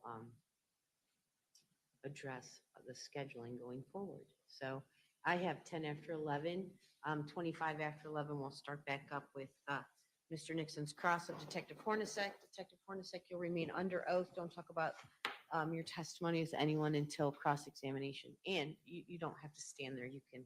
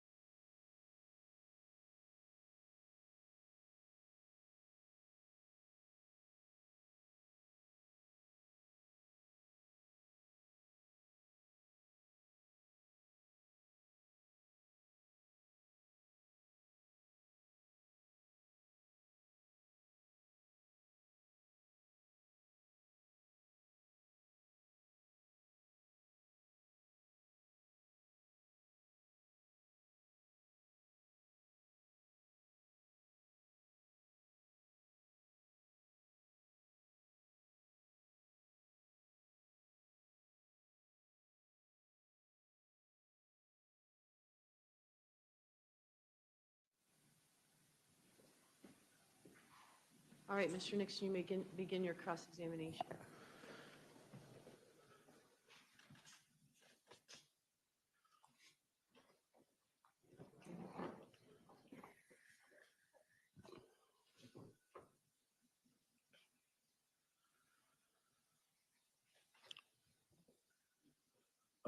Detective Hornacek, you stated today that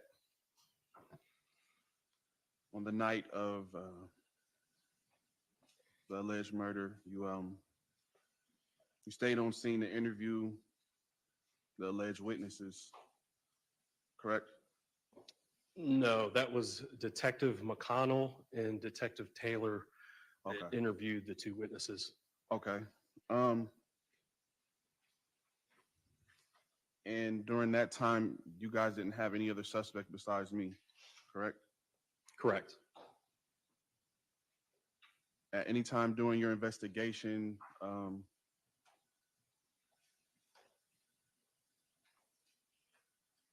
was anyone else looked at as a person of interest, or was there any other type of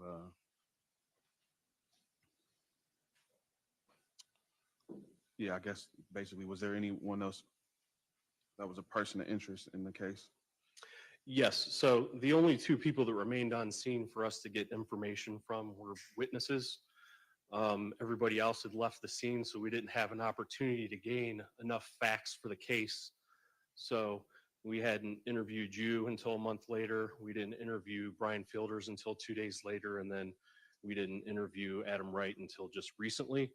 So it wasn't until we gathered some more information until we were able to meet with the prosecutor about more facts that we had for the case to be able to either sign any charges or just ask for a consult.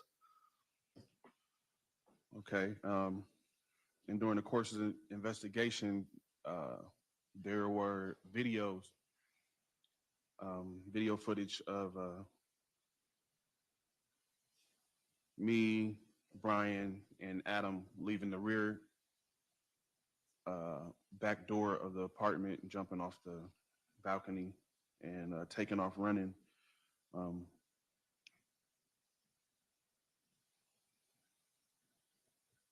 Did you view that video prior to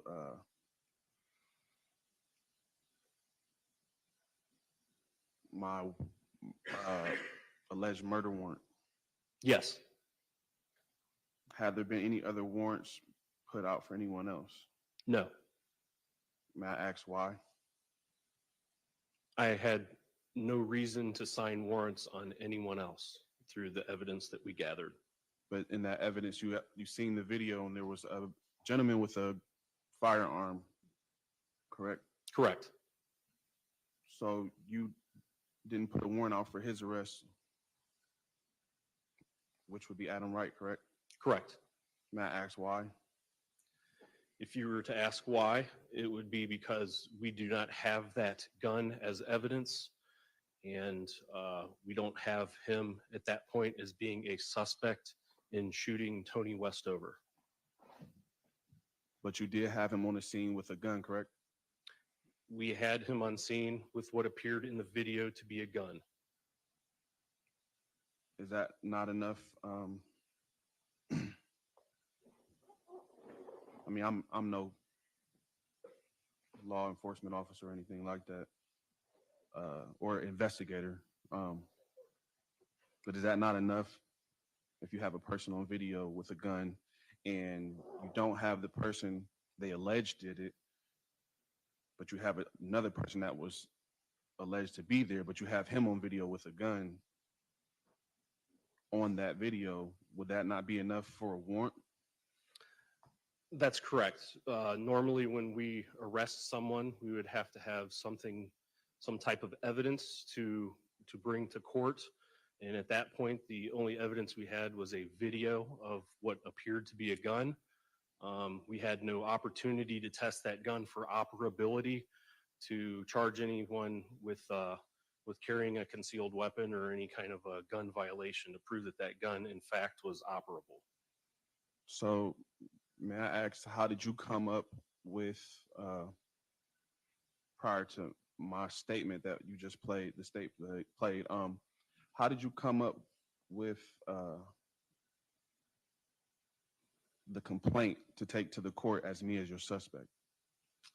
So on August 4th of 2022, I met with a prosecutor that is a supervisor for the Summit County Prosecutor's Office to explain the information that we had gathered from who we had interviewed and the video that we have and the evidence that we have about signing charges. And at that point, he authorized signing a murder warrant for Quinton Nixon on August 4th of 2022. So on August 4th, I had a murder warrant. That's correct.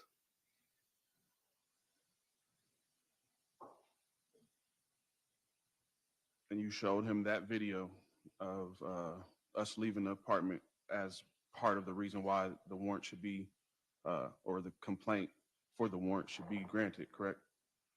Yes, all evidence was shown that we had at that point and explained. And can I ask how you explained it to him? Objection, Your Honor. What's the basis? Relevance. Ask it, sustained, ask it a different way. It's not really about what he presented to them, it's what he had. So ask him, what evidence did he have? Well, what evidence did you have besides the hearsay from people that the two witnesses on scene and the video did you have that I had allegedly committed the murder that night? I had all of the witness statements and the video.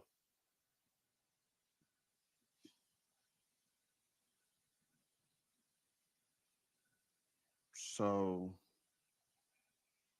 prior to me giving my statement and admitting that I had the gun and took off with the gun,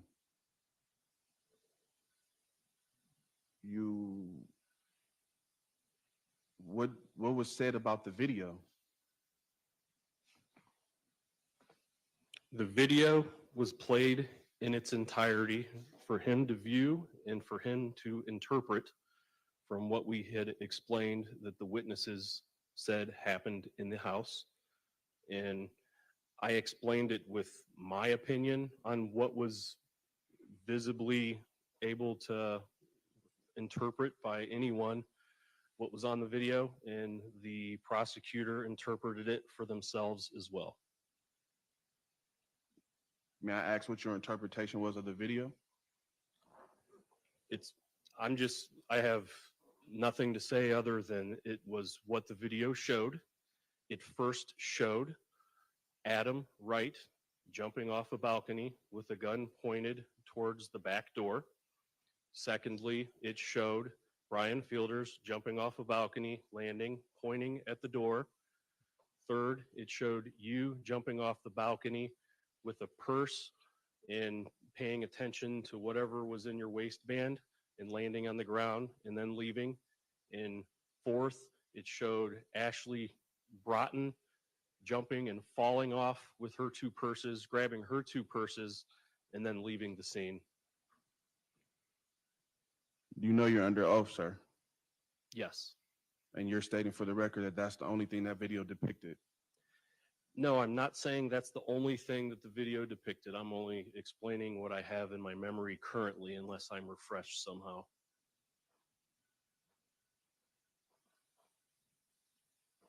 Did that the video depict me with a gun? We didn't see the gun. I never said that. Your Honor, I would like to present the bill of particulars. That has nothing to do with him, that has to do with her. I can't cross his hand. Ask your questions. Well, is it true that in the bill of particulars it stated that y'all? Objection, Your that- Honor. Yeah, sustained. That was her answer to your bill of particulars. He had nothing to do with the response that you got from her. Okay, so Ask him about his investigation. yes, ma'am.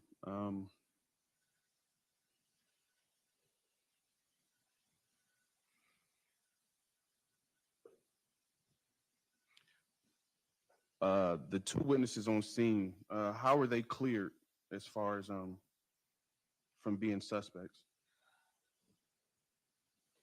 When Detective McConnell and Detective Taylor interviewed Angel and Ron, their statements were that, which we've went through this several times, that they were in the back room.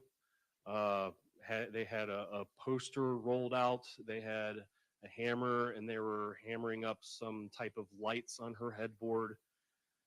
When they heard a scuffle or some wrestling, and they looked out and they observed you with a gun, and you were holding Toni either by the hair or by the neck.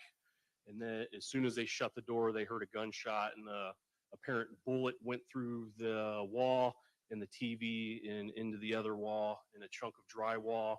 It hits Ron in the face. He thought it was some type of shrapnel from a bullet. So after interviewing those two, we, with no one else left on scene, because everybody left the scene, that's what we had as far as our investigation. We didn't have anyone else to talk to that remained on scene.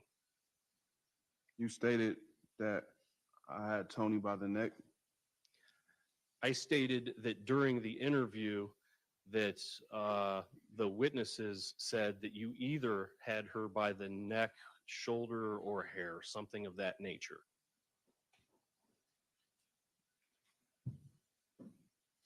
Do you know what witness stated that? It was either, I think it was Ron Crew that mentioned that, yes.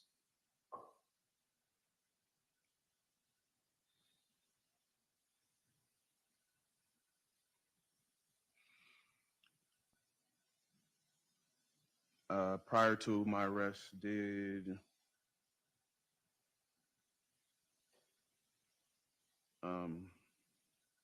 you guys have pictures of me with my face painted white? No.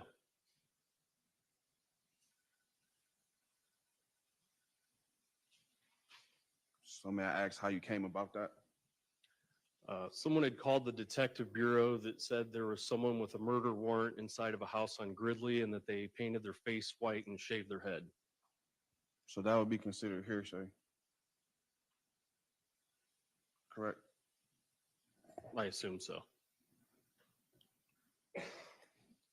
Object. I would only object, Your Honor, because there are exceptions to hearsay. First of all, hearsay outside the courtroom is irrelevant. So the objection sustained, but the answer will remain. Go ahead, Mr. Nixon.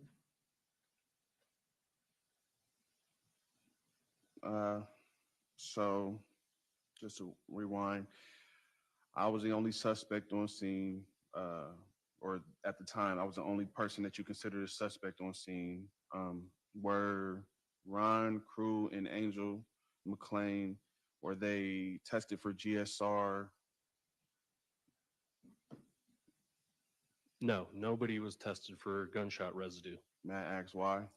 Because they stated they were inside an enclosed room when the gunshots were fired. That will also be considered hearsay, correct? I don't know the rules of hearsay. I apologize. Hearsay is when, well, I can't tell you that.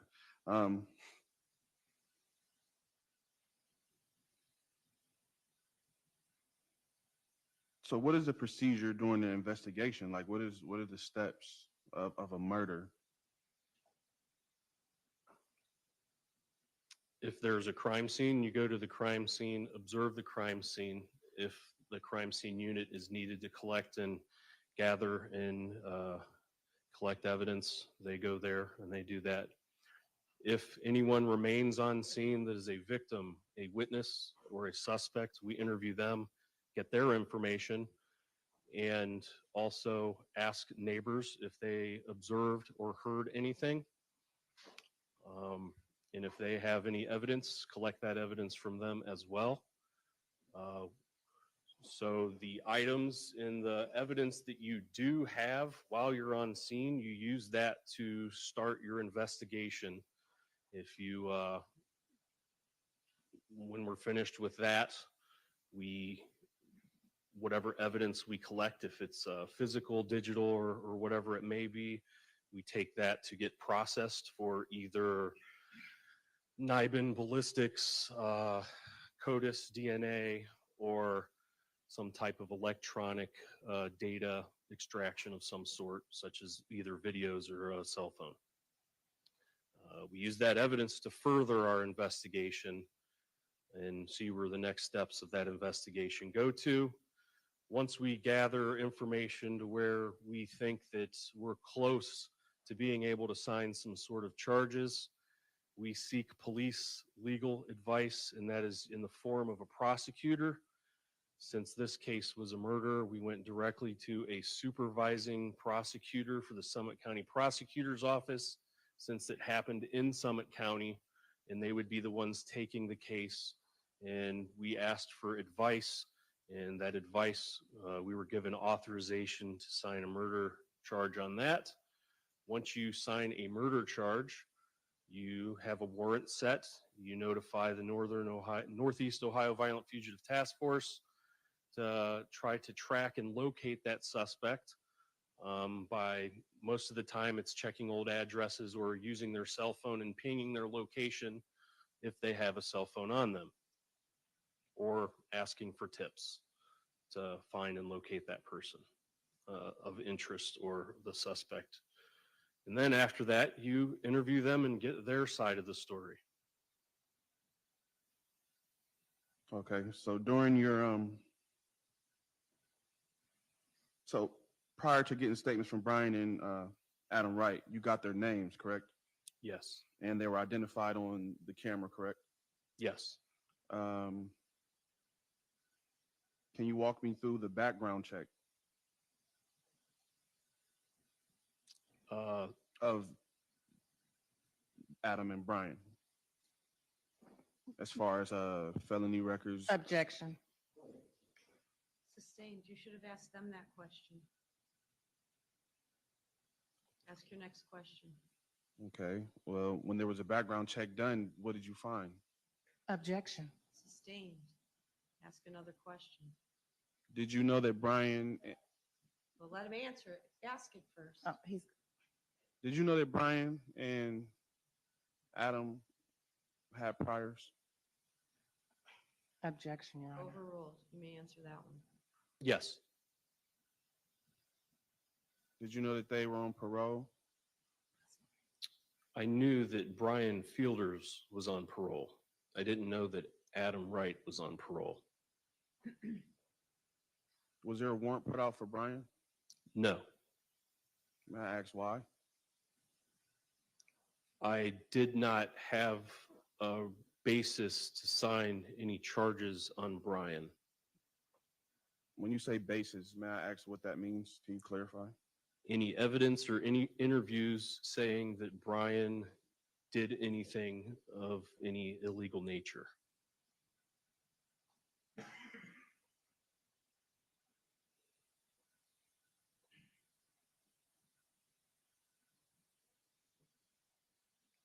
May I ask how many cases, murder cases, have you worked over the years?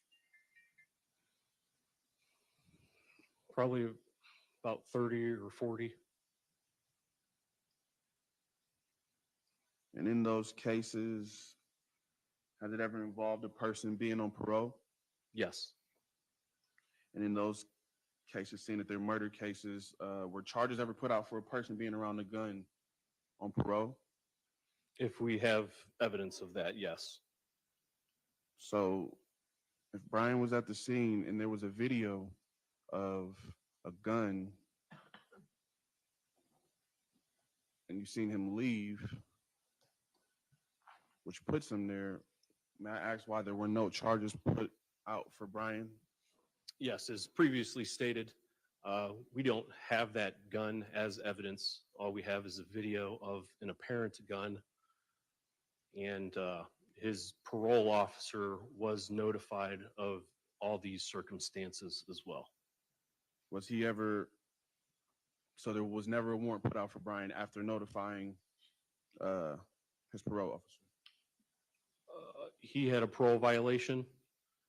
I believe that was previously existing. I don't know if anything was added to that. I didn't speak with his parole officer to see if they added anything extra. So you're stating you didn't speak with his parole officer? I did speak with his parole officer. May I ask what you told his parole officer? Told his parole officer everything that's pretty much been stated today as I've been on the stand, as far as what the witnesses told me had occurred.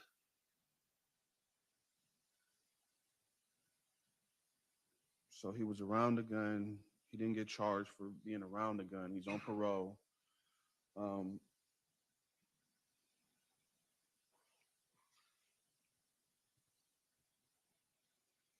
Do you remember stating to Adam Wright during the interview with Adam Wright that you spoke with Brian's parole officer? I do not recall that.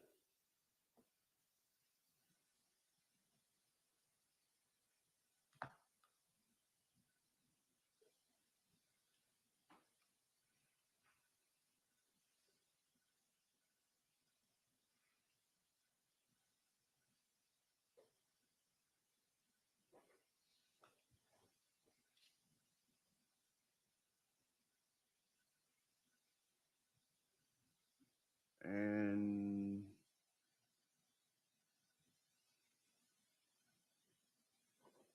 do you remember telling Adam Wright that I was high on perks during that interview? I don't remember saying perks. All I know of is everyone using meth and everyone stating they used meth. I don't know about perks.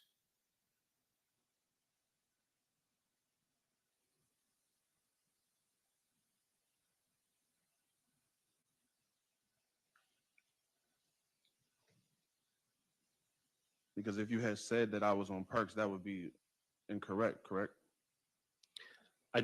All I know is the drugs that you said that you were using and that they said you were using. I don't know about the perks.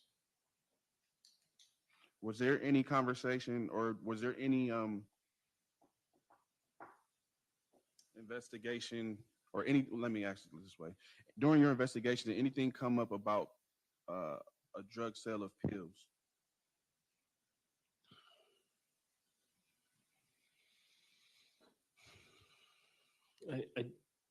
I don't remember. I can't think of any specifics, so I can't recall that.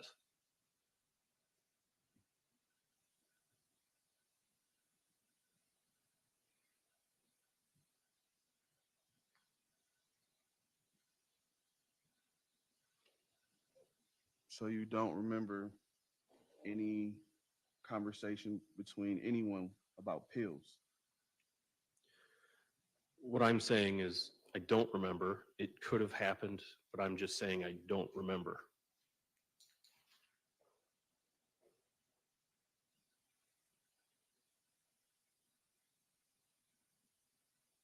Do you remember talking to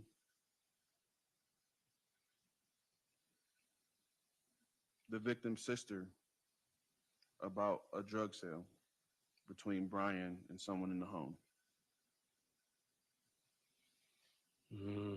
I'm not sure. I don't remember that conversation.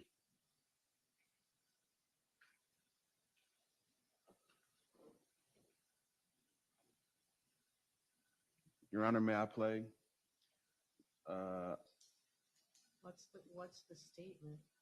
He doesn't remember. So you're stuck with his answer, unless you ask another question. You don't get to just play an interview. You have to set the foundation and the Correct. basis for it.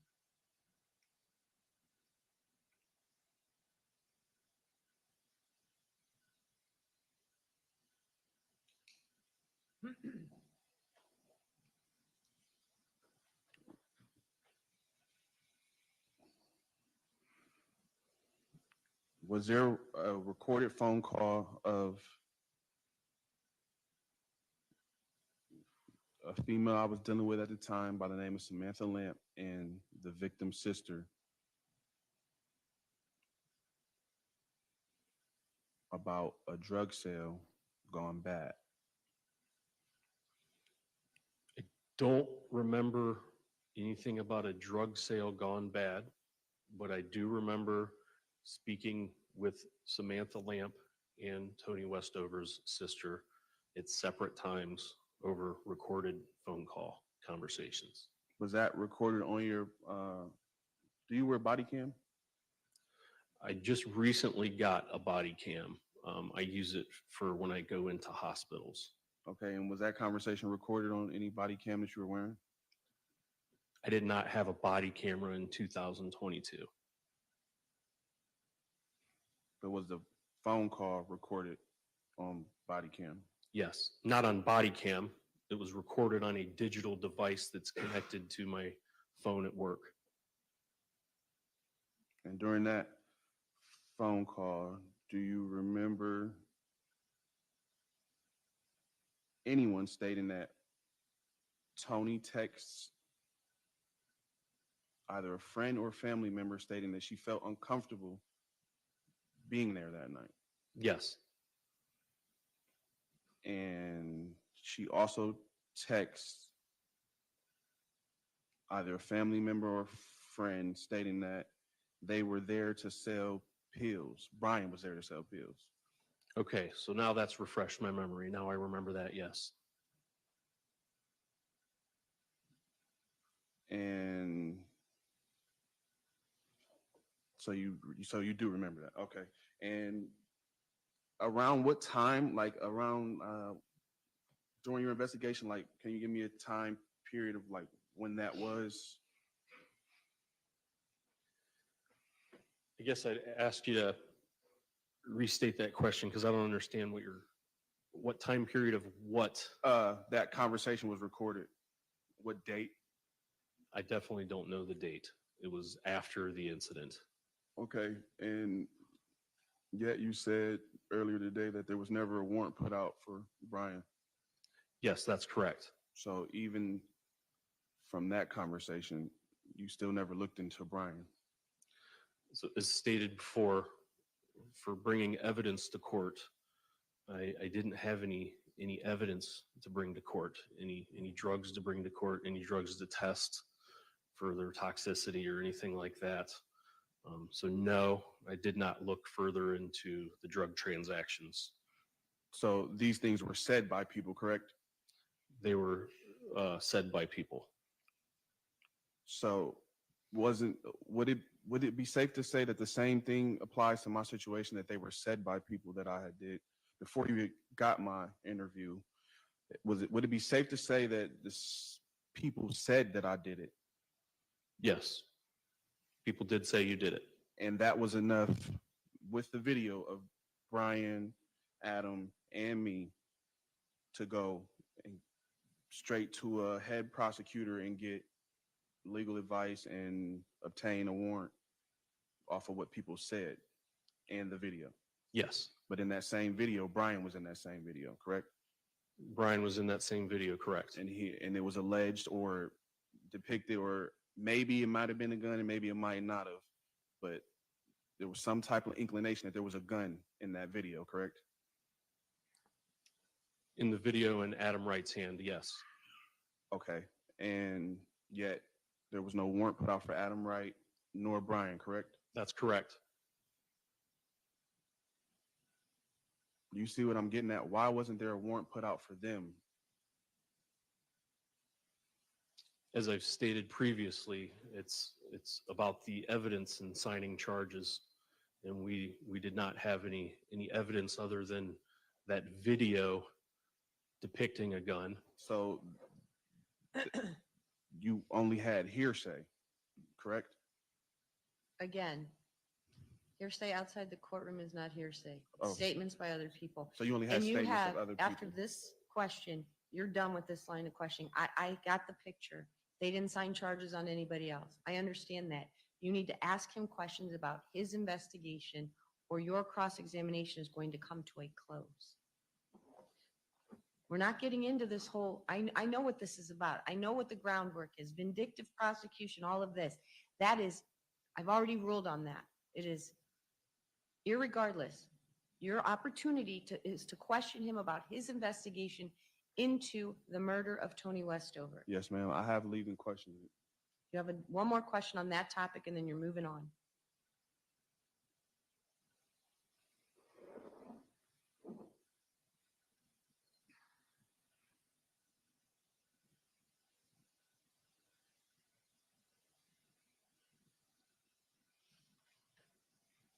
Did you tell Adam Wright I was high on perks in his interview? I don't remember saying perks. I thought I said meth. If I said perks, then I was wrong. And also, I don't know that you were high on perks.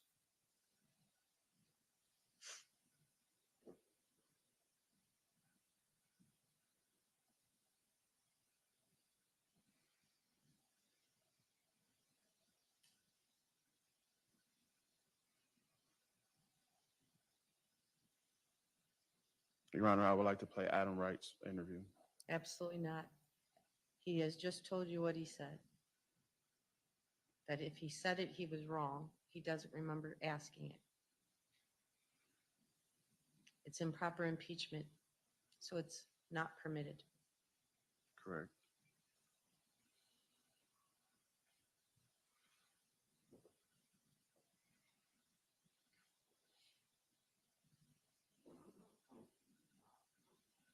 During our interview between me and you, could you visibly see my injuries? Yes. Did I appear to be beaten up pretty badly? In my opinion, you did not appear to be beaten up badly.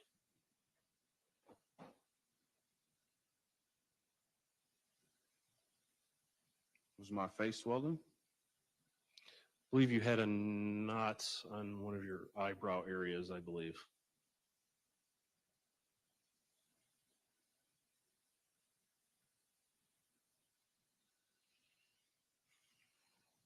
Did you see a knot under my eye? I know for sure I did see one on your eyebrow. I don't know about the eye, under your eye. I don't recall that one.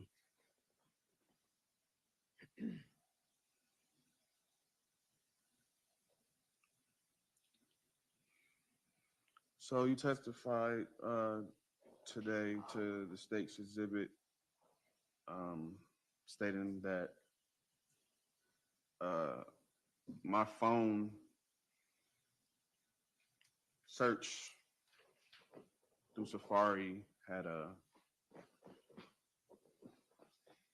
state's exhibit 88. It was a search of spy cameras and such and so forth, correct? Yes. And during my interview, did I not, or did I say that Brian had my phone? You did. So is it safe to say that you don't know who searched those things? Correct. Did I give you my password to my phone willingly during our interview? You gave me a password of 1991. Was that not the password of my phone? It was not.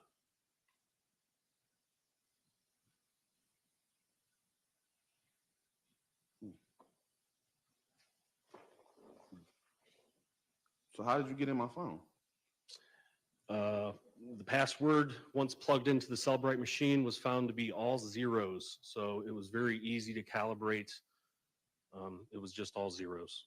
I don't know if it was a 5-digit or a 6-digit. I believe it was a 5-digit, according to Detective French from our forensic unit.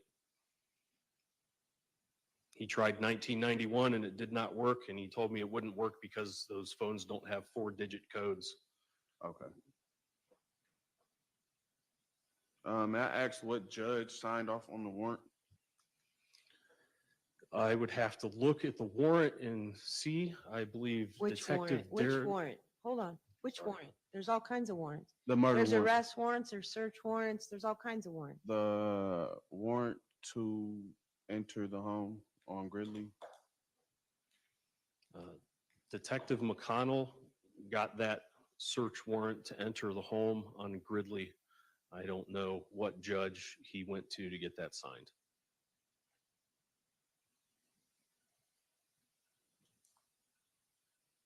During my interview with you, I stated that the gun was on Brian's hip. Correct? Yes. During my interview, did I ever state that the gun was in Tony's purse? I don't think so. You don't think so? That's correct. I don't think so. During my interview, did I state that I was in fear for my life? Yes. During my interview, did I state that I was using meth? Yes. During my interview, did I state that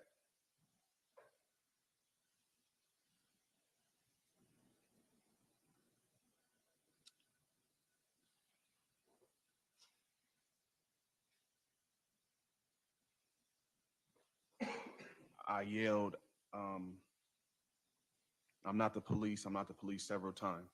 Yes.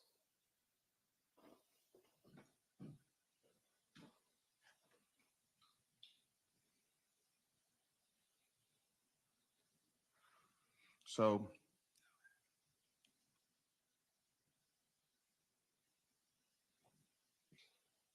may I ask who did the background check for me? So that is done through our leads department. We give them a social security number and a name, and they run a criminal background check, which is a computerized criminal history. So that would have been more than likely me that did that computerized criminal history. That is printed out, and whatever information is on that computerized criminal history is what I get as far as a background. Did I have any felonies? Objection, Your Honor. Overruled. You can answer if you know. I believe there was a felony for a robbery, and then there was a felony for, I believe it was just the felony for the robbery is what I recall. And did you guys clarify, or were you able to clarify that I was convicted or not of these felonies? It said that there was a conviction on the paperwork, but I remember in a previous court proceeding that it was found that it was not able to be verified. So is it safe to say that I'm not a felon? Objection, Your Honor. So base. It will be speculation based on his own statements. In the recording we saw on the other case, he himself said he had a prior conviction for robbery. Sustained. That charge has been dismissed, by the way, prior to the start of trial. So if that's the road we're going down, the state of Ohio's already dismissed that charge. May I ask why the state of Ohio dismissed that charge? No, you may not. I asked you when they moved to dismiss if you had any objection to it. You said no. You could have asked at that time. Okay. They would have maybe given you an explanation. Yes, ma'am.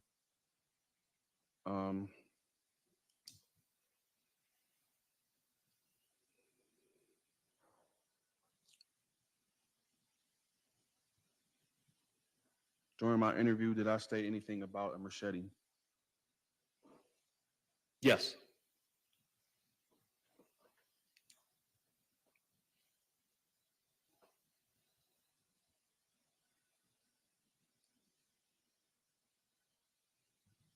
Are you familiar with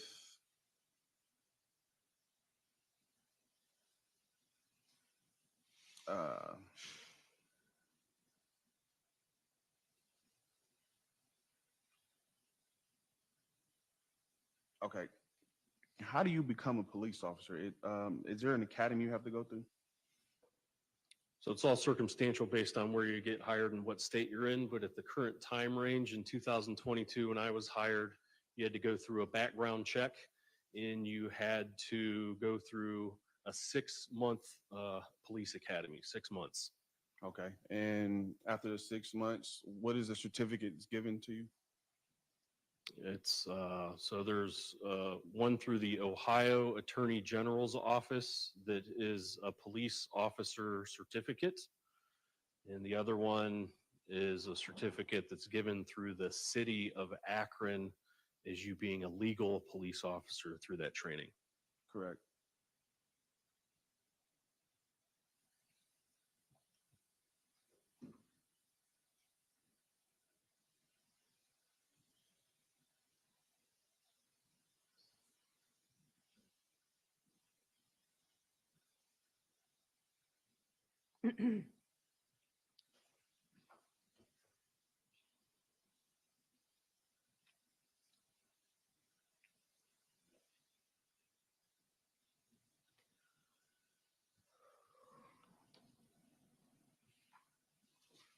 Detective Hornacek, do you know what are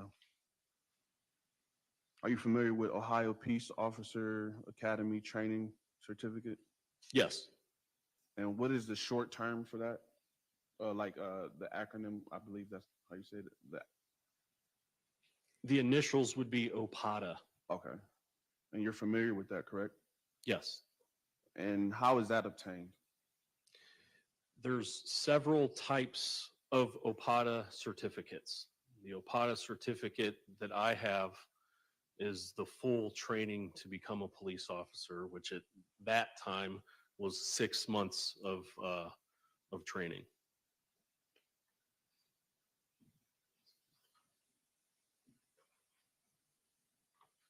Your Honor, I would like to ask to submit Exhibit K, For what is it? OPATA certificate.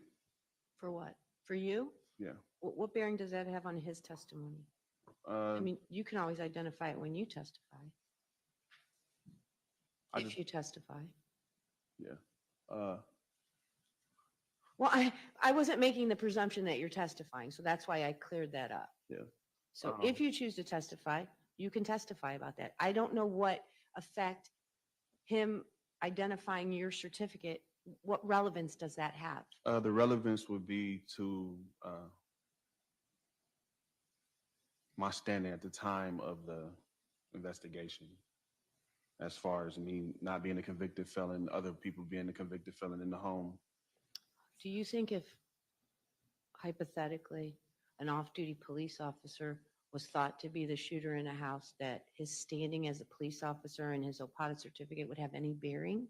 No, they're stating that I was screaming that someone was the police. I'm stating that which was in my interview, he verified that I said I Okay. wasn't the understand. police. All right, so I get that connection, but did you ask any of those people that testified if they knew you had your OPATA certificate? So see, now there's no relevancy connection, because you didn't ask them that question, which could tie into the fact that they thought you were police. So I'm not going to permit you to show him or have him identify that. If you choose to testify, you can bring that up in your testimony. Yes, ma'am. Moving forward,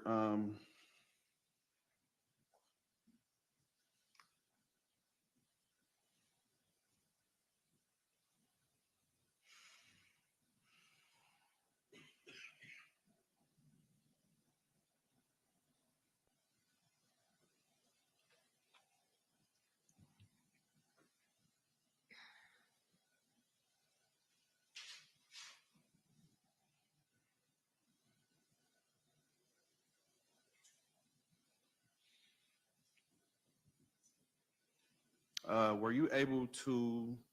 You stated today that you took the video to the head prosecutor and they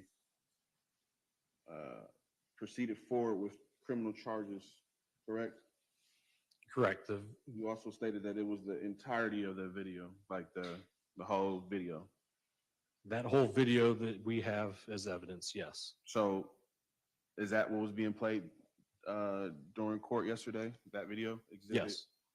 So there's no other video No, that's the video that the crime scene unit obtained from the person that lived downstairs. That's the video that that person gave the crime scene unit. So you never seen any, is it safe to say that there wasn't any other pieces of that video missing to your knowledge, best to your knowledge? That's correct. All we have is that video. And is it safe to say that there is no, seeing that you haven't seen it, there technically is no video of Adam Wright climbing back up into the apartment, correct? We do not have that in evidence, no.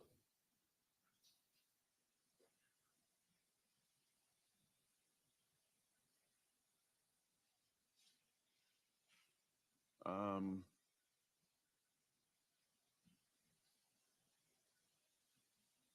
were you aware that after leaving the interview with you, I was taken to Summit County Jail, correct? Yes, Were you aware that they didn't accept me due to my injuries? yes, Now, you stated earlier that my injuries weren't serious. To your opinion, as far as your opinion, my injuries weren't as serious, correct? that's correct.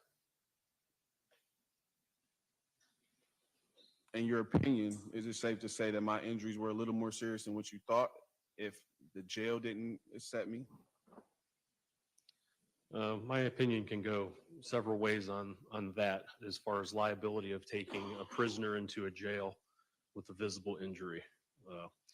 Usually Summit County Jail does not want to accept anyone that has a head injury of any sort because they need to clear themselves so nothing happens to that prisoner inside of their facility while they're responsible. So they want to get it cleared first. Correct. And during my interview, did you hear me state that I had a headache or my head hurt? Yes,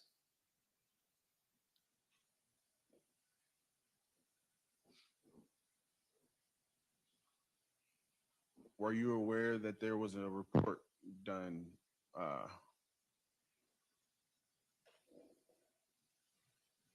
Well, were you aware that they denied me at the jail and I had to be transported to the hospital? yes,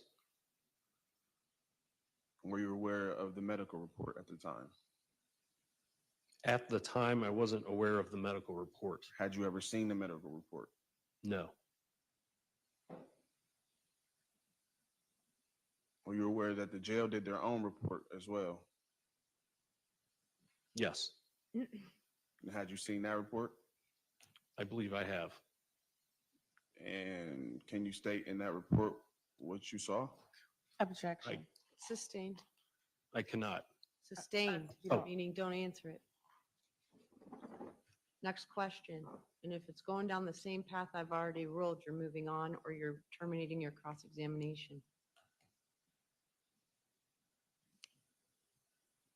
Do you remember in Adam Wright's interview, he stated that Brian was tweaking? Yes, Do you remember him speaking, or do you remember Adam Wright stating that as soon as Brian walked in, Toni wasn't with him and he was speaking about that app? yes, Do you remember Adam Wright stating that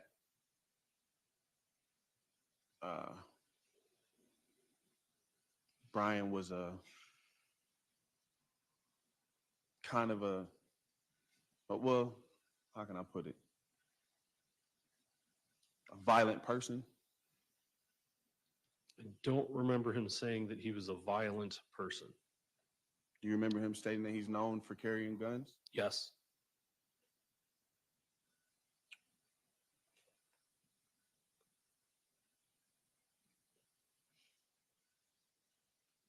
Do you remember during the interview with Adam Wright that the night of Toni Westover's murder,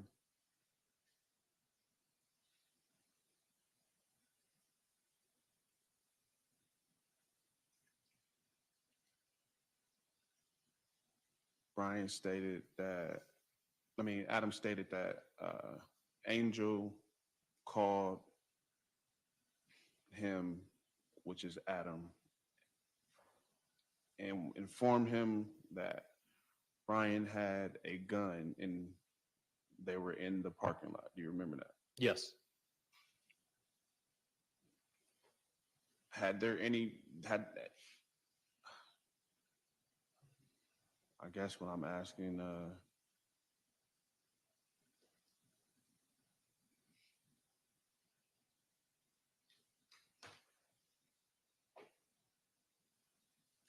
was after hearing that, was that still not enough for him to have been charged with any felony crime?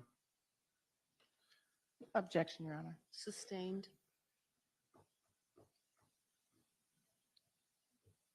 It has been well established that nobody else in that apartment was charged with a criminal offense. I just don't understand why. Oh, well, this isn't the forum to find that out. This forum, is to find out what evidence is presented to this court for me to make a ruling on whether you're guilty or not guilty of the charges in the indictment and whether or not you acted in self-defense. So if you have no additional questions on those topics, I'm going to terminate the cross-examination. During my interview, did I state that I was there because Angel picked me up from my mother's home? Yes. So is it safe to say that I was legally allowed to be there? Yes.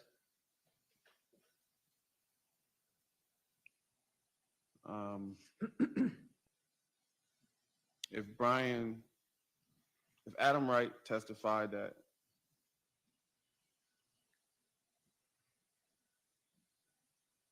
if Adam Wright testified that Brian had a gun prior to coming up to the home, is it safe to say that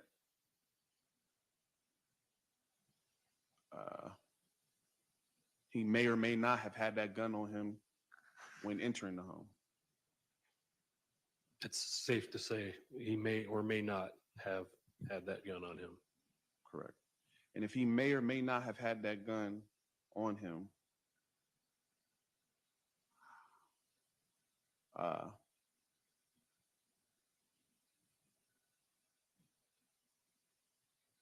it's safe to say that Toni may or may not have had that gun. It's also safe to say that Toni may or may not have had that gun. So it's also safe to say that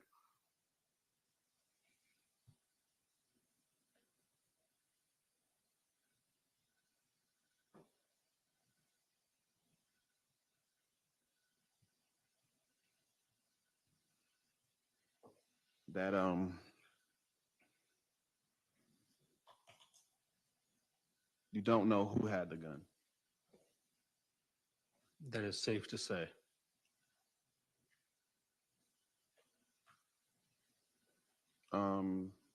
Have you ever had a gun pulled to your face, Detective Hornacek? Yes, I have. And can you explain to the court how that made you feel? It did not make me feel comfortable. Were you scared? I don't think I had time to be scared. Were you in fear for your life?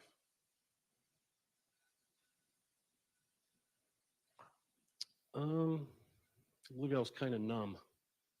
Pardon me? I was numb. Numb.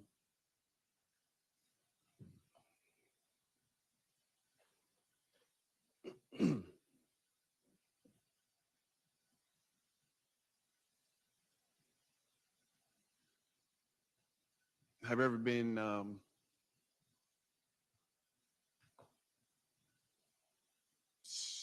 have you ever been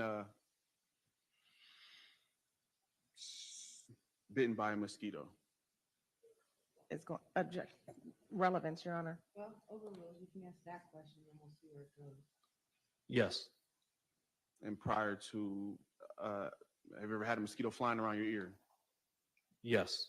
And have you ever visibly seen a mosquito before it bit you, correct? Yes. And what was your first reaction? swat at the mosquito. Okay. And if it landed on you, what was your reaction? I would smack the mosquito. And is it safe to say that the mosquito would be dead, correct? More than likely, yes. Is that human nature, you would think or say? I would think that that would be a natural reaction. Okay. So it's a natural reaction to defend yourself from anything that's hurting you, correct? That as well.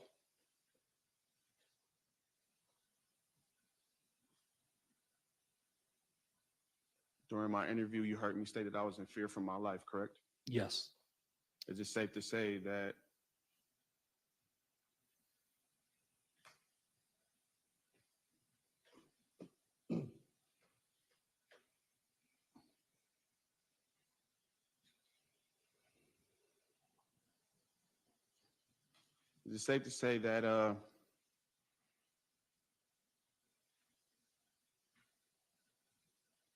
if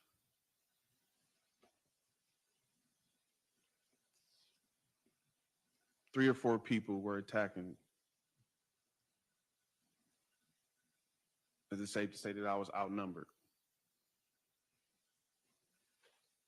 If 3 or 4 people were attacking me, Me, you, anyone, is it safe to say that you would be outnumbered? yes.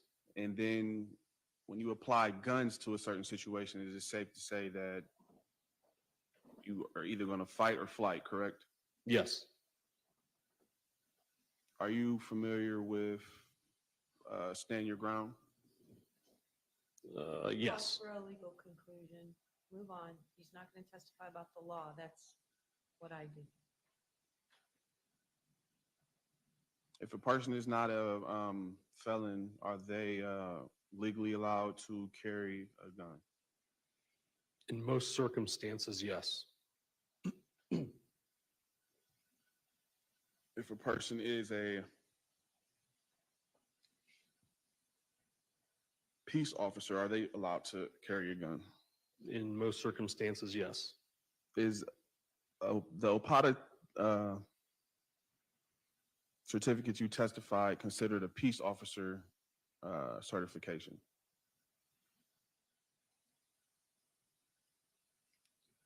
I'm sorry. Could you ask the question again?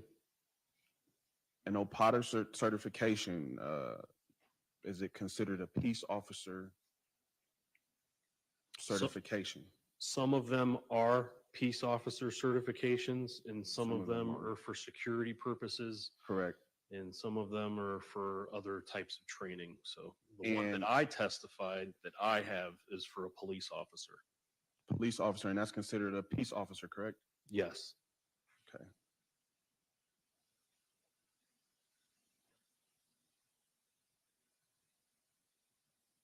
During any time in your investigation, had it come up that I had that certification? Yes. And how long is that certification valid? Your certification, I don't know.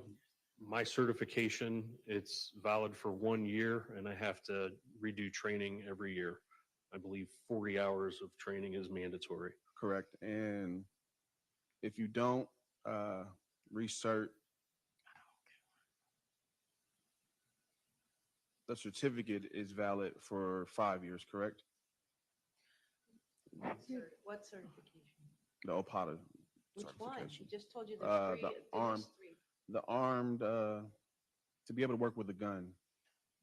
Armed security? Armed security, which is considered a peace officer. Do you know the answer to that question? I do not know anything about those certifications. Okay. But you said it did come up in your investigation. Yes.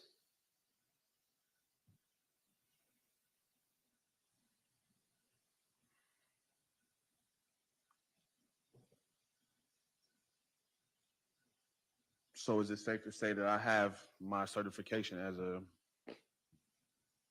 Objection, Your Honor. Sustained.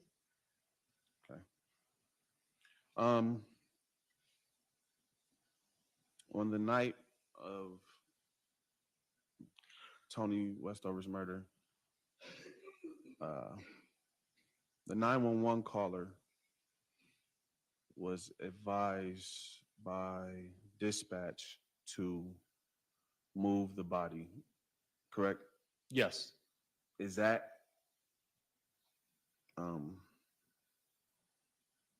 legal?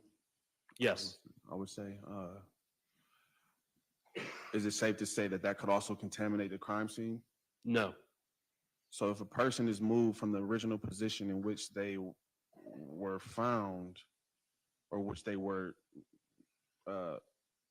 which they landed, there will be no way to figure out the original stance they were in, or where they were standing, or where they were at during an altercation, correct? that's correct.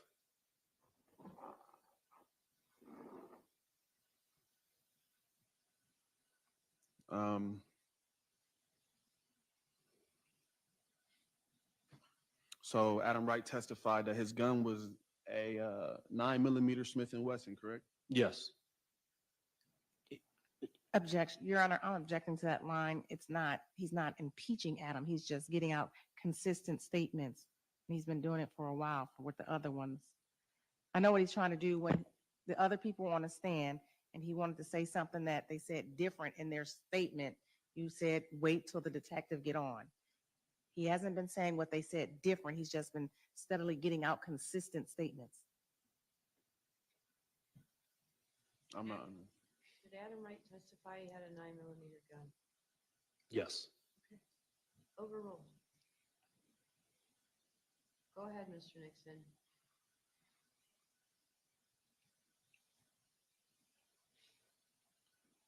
I would ask the detective. I would ask you, how could I have started the fray if I didn't have a weapon? Objection. Sustained. Calls for speculation. Um,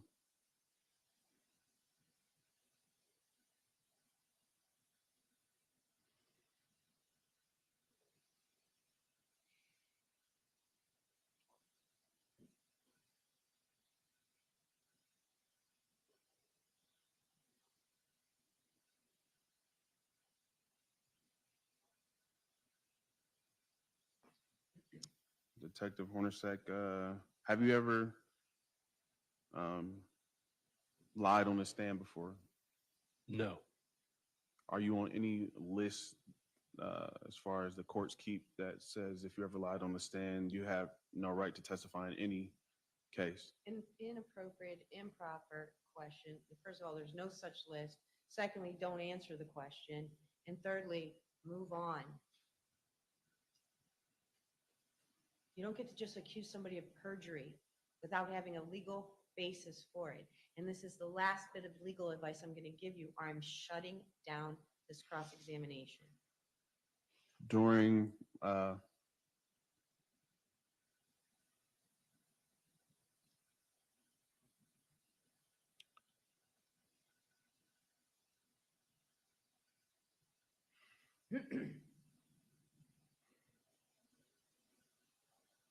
you testified at a previous hearing. Is it true that you testified at a previous hearing that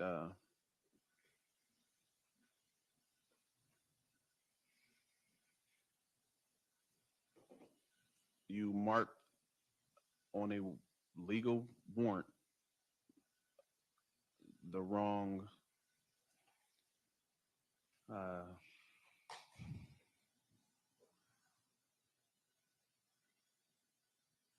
you marked that the warrant was served to the homeowner? Objection, Your Honor. Sustained.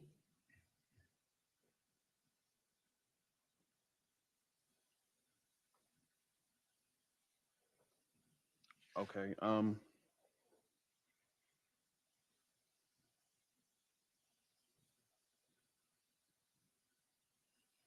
Was there ever any investigation done on the victim's vehicle? no,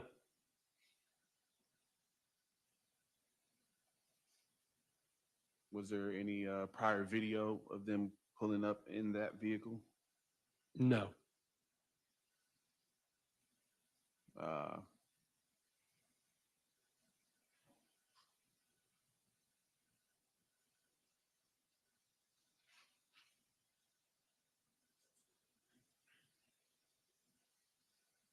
Were there ever any, can you state for the court how many shells were on the scene of the murder? 2 9mm spent cartridge casings, And how many live rounds there were? 1 live round in 9mm live round in the kitchen. Is it safe to say you don't know, seeing as that Adam testified to having a Smith & Wesson 9mm, you don't know if those bullets came from the gun that was used that I said I had or the one he had? Is it safe to say that? Through your interview and what we talked about, you said you fired it from a gun, and I can't say which gun other than what you said, the gun that was on the table. No, but I'm asking you, is it safe to say that you don't know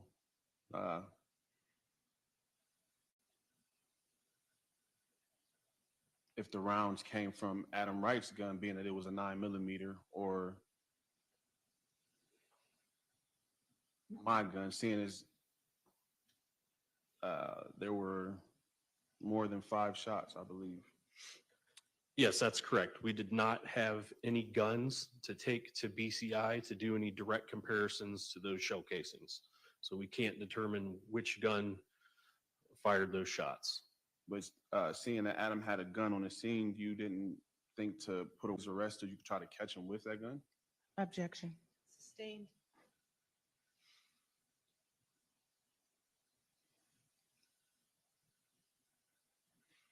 Were there any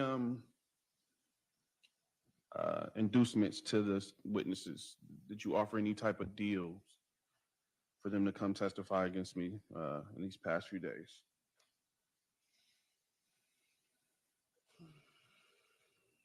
I don't think the witnesses had any kind of deals. The That were- question was, that were did offered.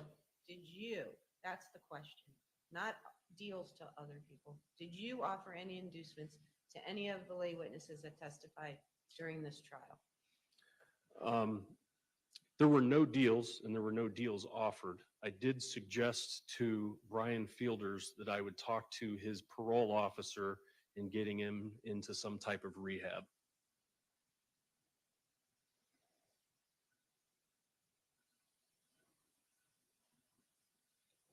So that would be safe. So is it safe to say that that'd be a good reason for him to show up and testify against me? I don't know the results of any of that, so I can't say that that's safe to say. Well, you stated earlier he wasn't charged with any felony from this incident, correct? No, he was not.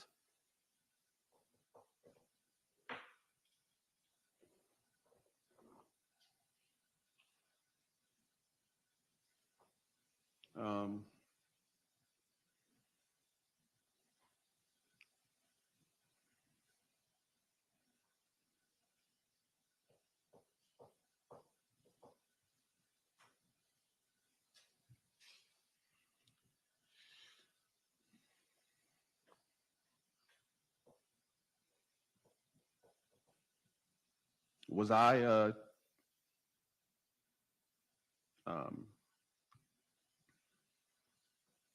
so you stated earlier that when you did the DNA testing on me, my DNA was not on anything you tested, correct?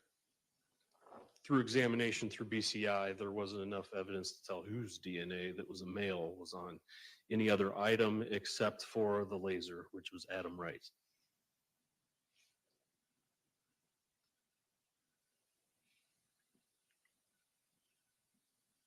And had you got Adam's statement at that time?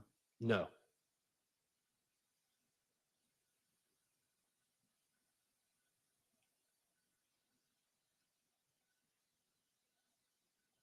So that would Is that safe to say that Adam had the gun on the video that proved it, correct? Objection, Your Honor. Sustained.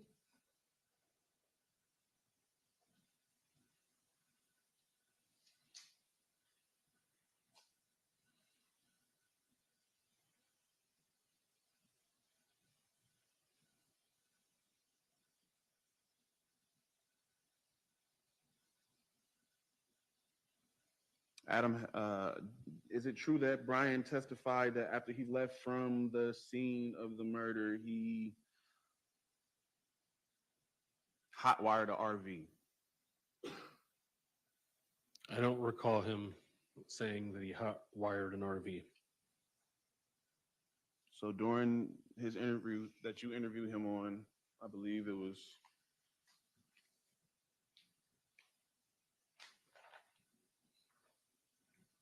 07/22, you don't remember him saying that he had to hotwire an RV and get away?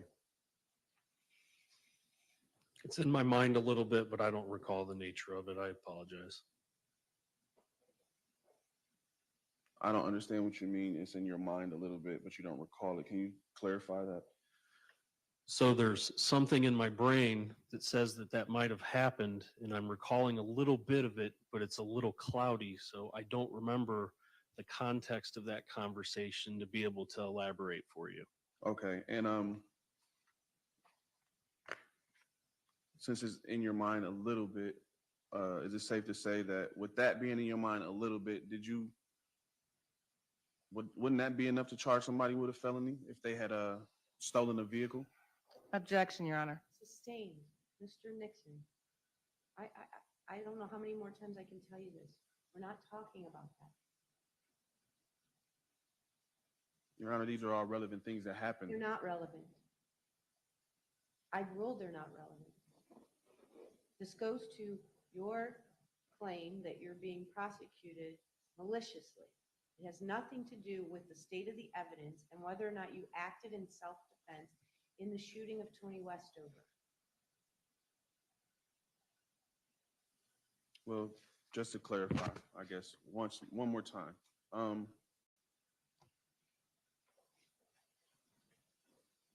During my testimony, I stated I had Your testimony or your statement? my statement. During my statement, I said the gun was on Brian's hip, correct? Yes. During my statement, I said I was in fear for my life, correct? Yes. During my statement, I stated that I was using meth, correct? Yes. Objection, Your Honor. These were all asked and answered. We saw the video. Anything else, Mr. Nixon?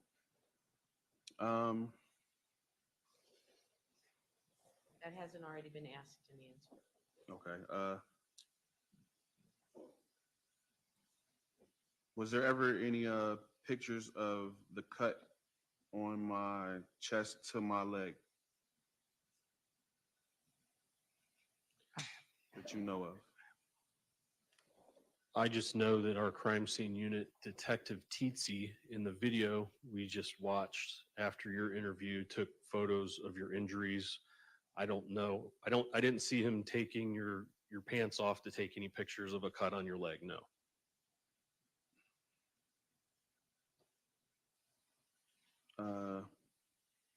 During Ashley Broughton's statement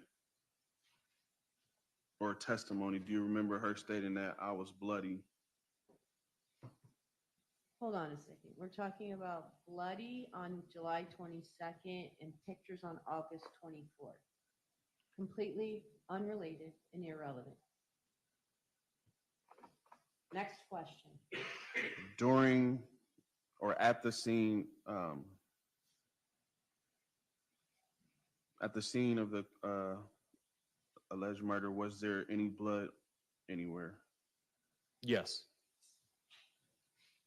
Had any of my blood or DNA been found in the home or on whatever you guys tested? None that tested by DNA. No. So there wasn't any DNA testing done in the home? Blood swabs were taken of the blood, and that blood came back to Toni Westover.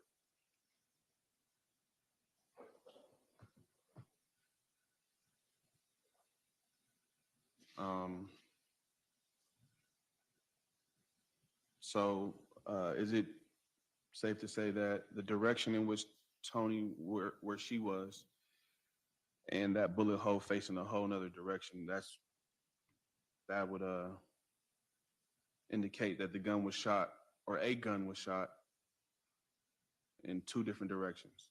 Objection calls for speculation, Your Honor. Detective, can you answer that question?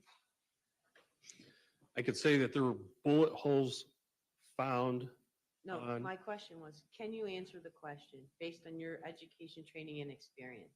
No. Sustained.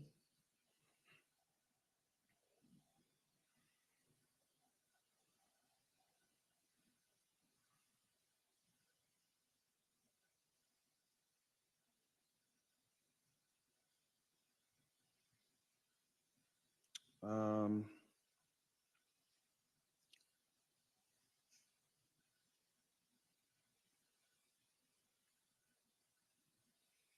I don't have any more questions, Your Honor. Thank you. No redirect, right? Yes. You were asked about Brian Fielder's, and talking to his parole officer. That was back in 2022 when you interviewed him. Was that correct? Yes. And that's recorded, correct? Yes. And you were asked about seeing Toni Westover's car pulling up, correct? Yes. And that's not on any video, correct? None that we have on evidence. No. Correct. So if you did not get that, you would not see it on what you have, correct? Correct. Just like Adam coming back, if you did not get that part, you would not see it on what you have, correct? Correct. I have no further questions. You may step down. Do you have any other witnesses? Do you have any other witnesses? You're resting subject to the admission of your evidence? Correct. All righty. It is 1:45. We are due to begin our other trial at 1:30, but we are going to go ahead and deal with any motions and exhibits.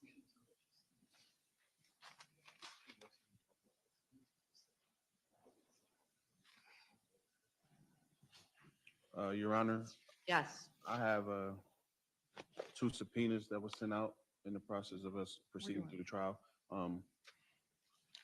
Detective, I don't know how to pronounce his name, D'Annunzio, D'Annunzio. I think is it. D'Annunzio, and as well as the person who they got the camera from. He lived downstairs. Okay. Yeah, I subpoenaed him as well Right. to testify on So my behalf. I don't know if I made this clear, I guess. We are not going to proceed for the rest of the day with your case. Yes, ma'am. I have another trial to start. I was just putting it on record. No, I know. So what my prediction is, though, is the court is closed tomorrow for a court mandated appearance outside of the courthouse. Monday is my call day. Yes, ma'am. Tuesday, we're going to, fingers crossed, finish that other trial. At the earliest we would start is back up is either Wednesday morning or Wednesday afternoon. So you'll have time then. What days did you subpoena them for? Do you know? So if I may, Judge. Yes. So I sent the subpoena yesterday to Detective D'Annunzio once Detective Frost testified. Okay. It was actually yesterday afternoon about 5, so the clerk's office was closed. I saw online this morning it was issued. Don't know whether he's been served physically yet or Do you know not. what day you told them to? I told him today because I wasn't aware of what time Well, he might if go. if either one of them shows up today or tomorrow, I will instruct them to be here at 1:00 on Wednesday afternoon. Okay. If we don't proceed on Wednesday afternoon, I will give them a standing order to then return whenever we are going to reconvene. Does that make sense? Yes, ma'am. When you say if we don't proceed on Wednesday, is that Well, it's only if that other trial's not done. okay? And God bless you. we'll let you know by Tuesday, Mr. Nixon. But Mr. Nixon, the state of Ohio has rested. Do you have any motions to make?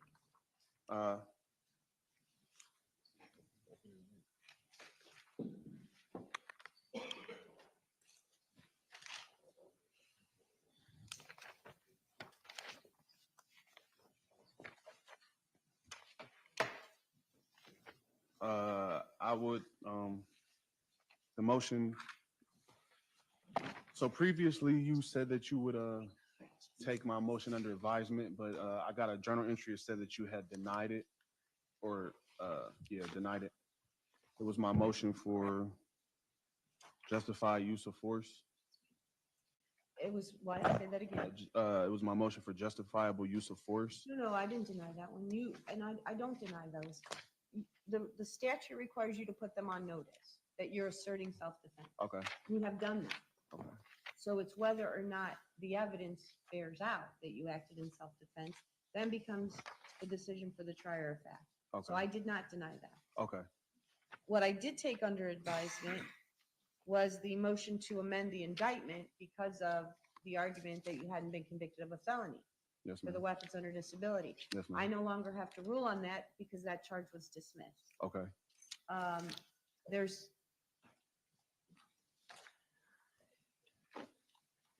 and I think that was the only other one. So my other question is, do you have any other motions to make?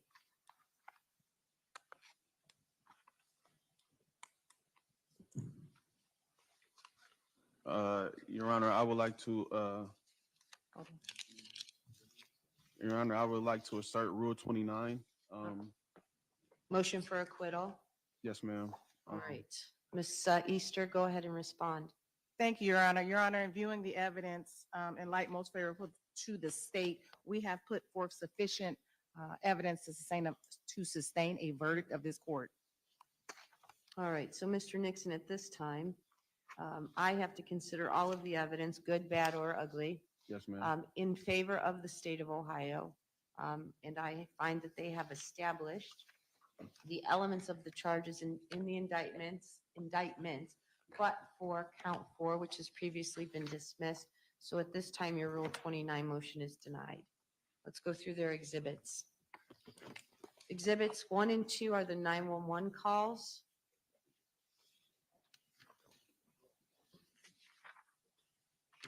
Hold on a second. Where is that list? All right, so we're going to go through these. If you have an objection, you have to state it, and then I'll roll. Exhibits 1 and 2 are the 911 calls. Any objection, Mr. Nixon? Pardon me, I'm sorry. I know. What, why are you standing? Do you want to stand? You don't I've have, seen everybody else now. no, they're, That was my fault. exhibits 1 and 2 are the 911 calls. Any objection? Mr. Nixon? On both cases? Oh, you know what? No, this would be on the first one. I apologize. This is regarding the improper handling. So exhibits 1 and 2 are the 911 calls on June 5th, 2022.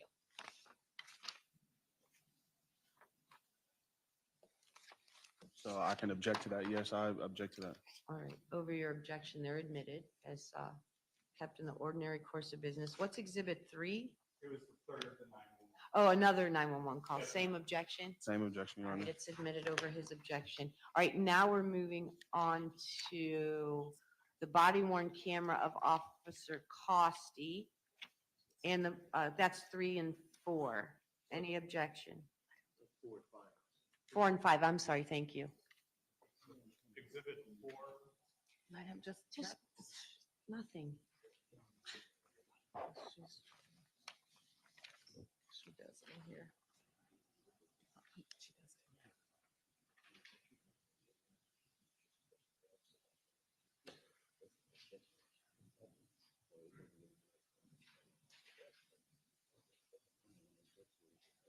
Any objection? No, Your Honor. 4, 5 are admitted. Exhibit 6 is the AK-47. Any objection? No.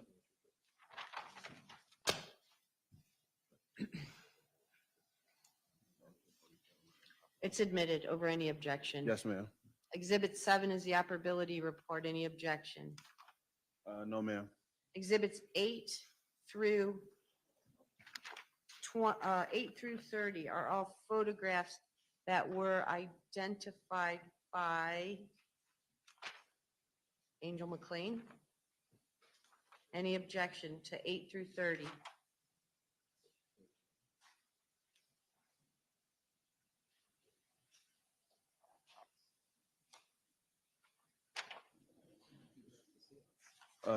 May I see those? Whatever those exhibits are, 8 through 29? 8 through 30. Oh, 8 through 30.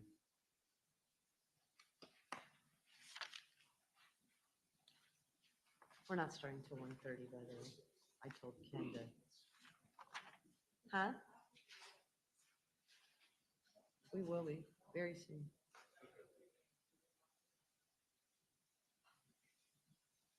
Well, here's what I'm gonna do.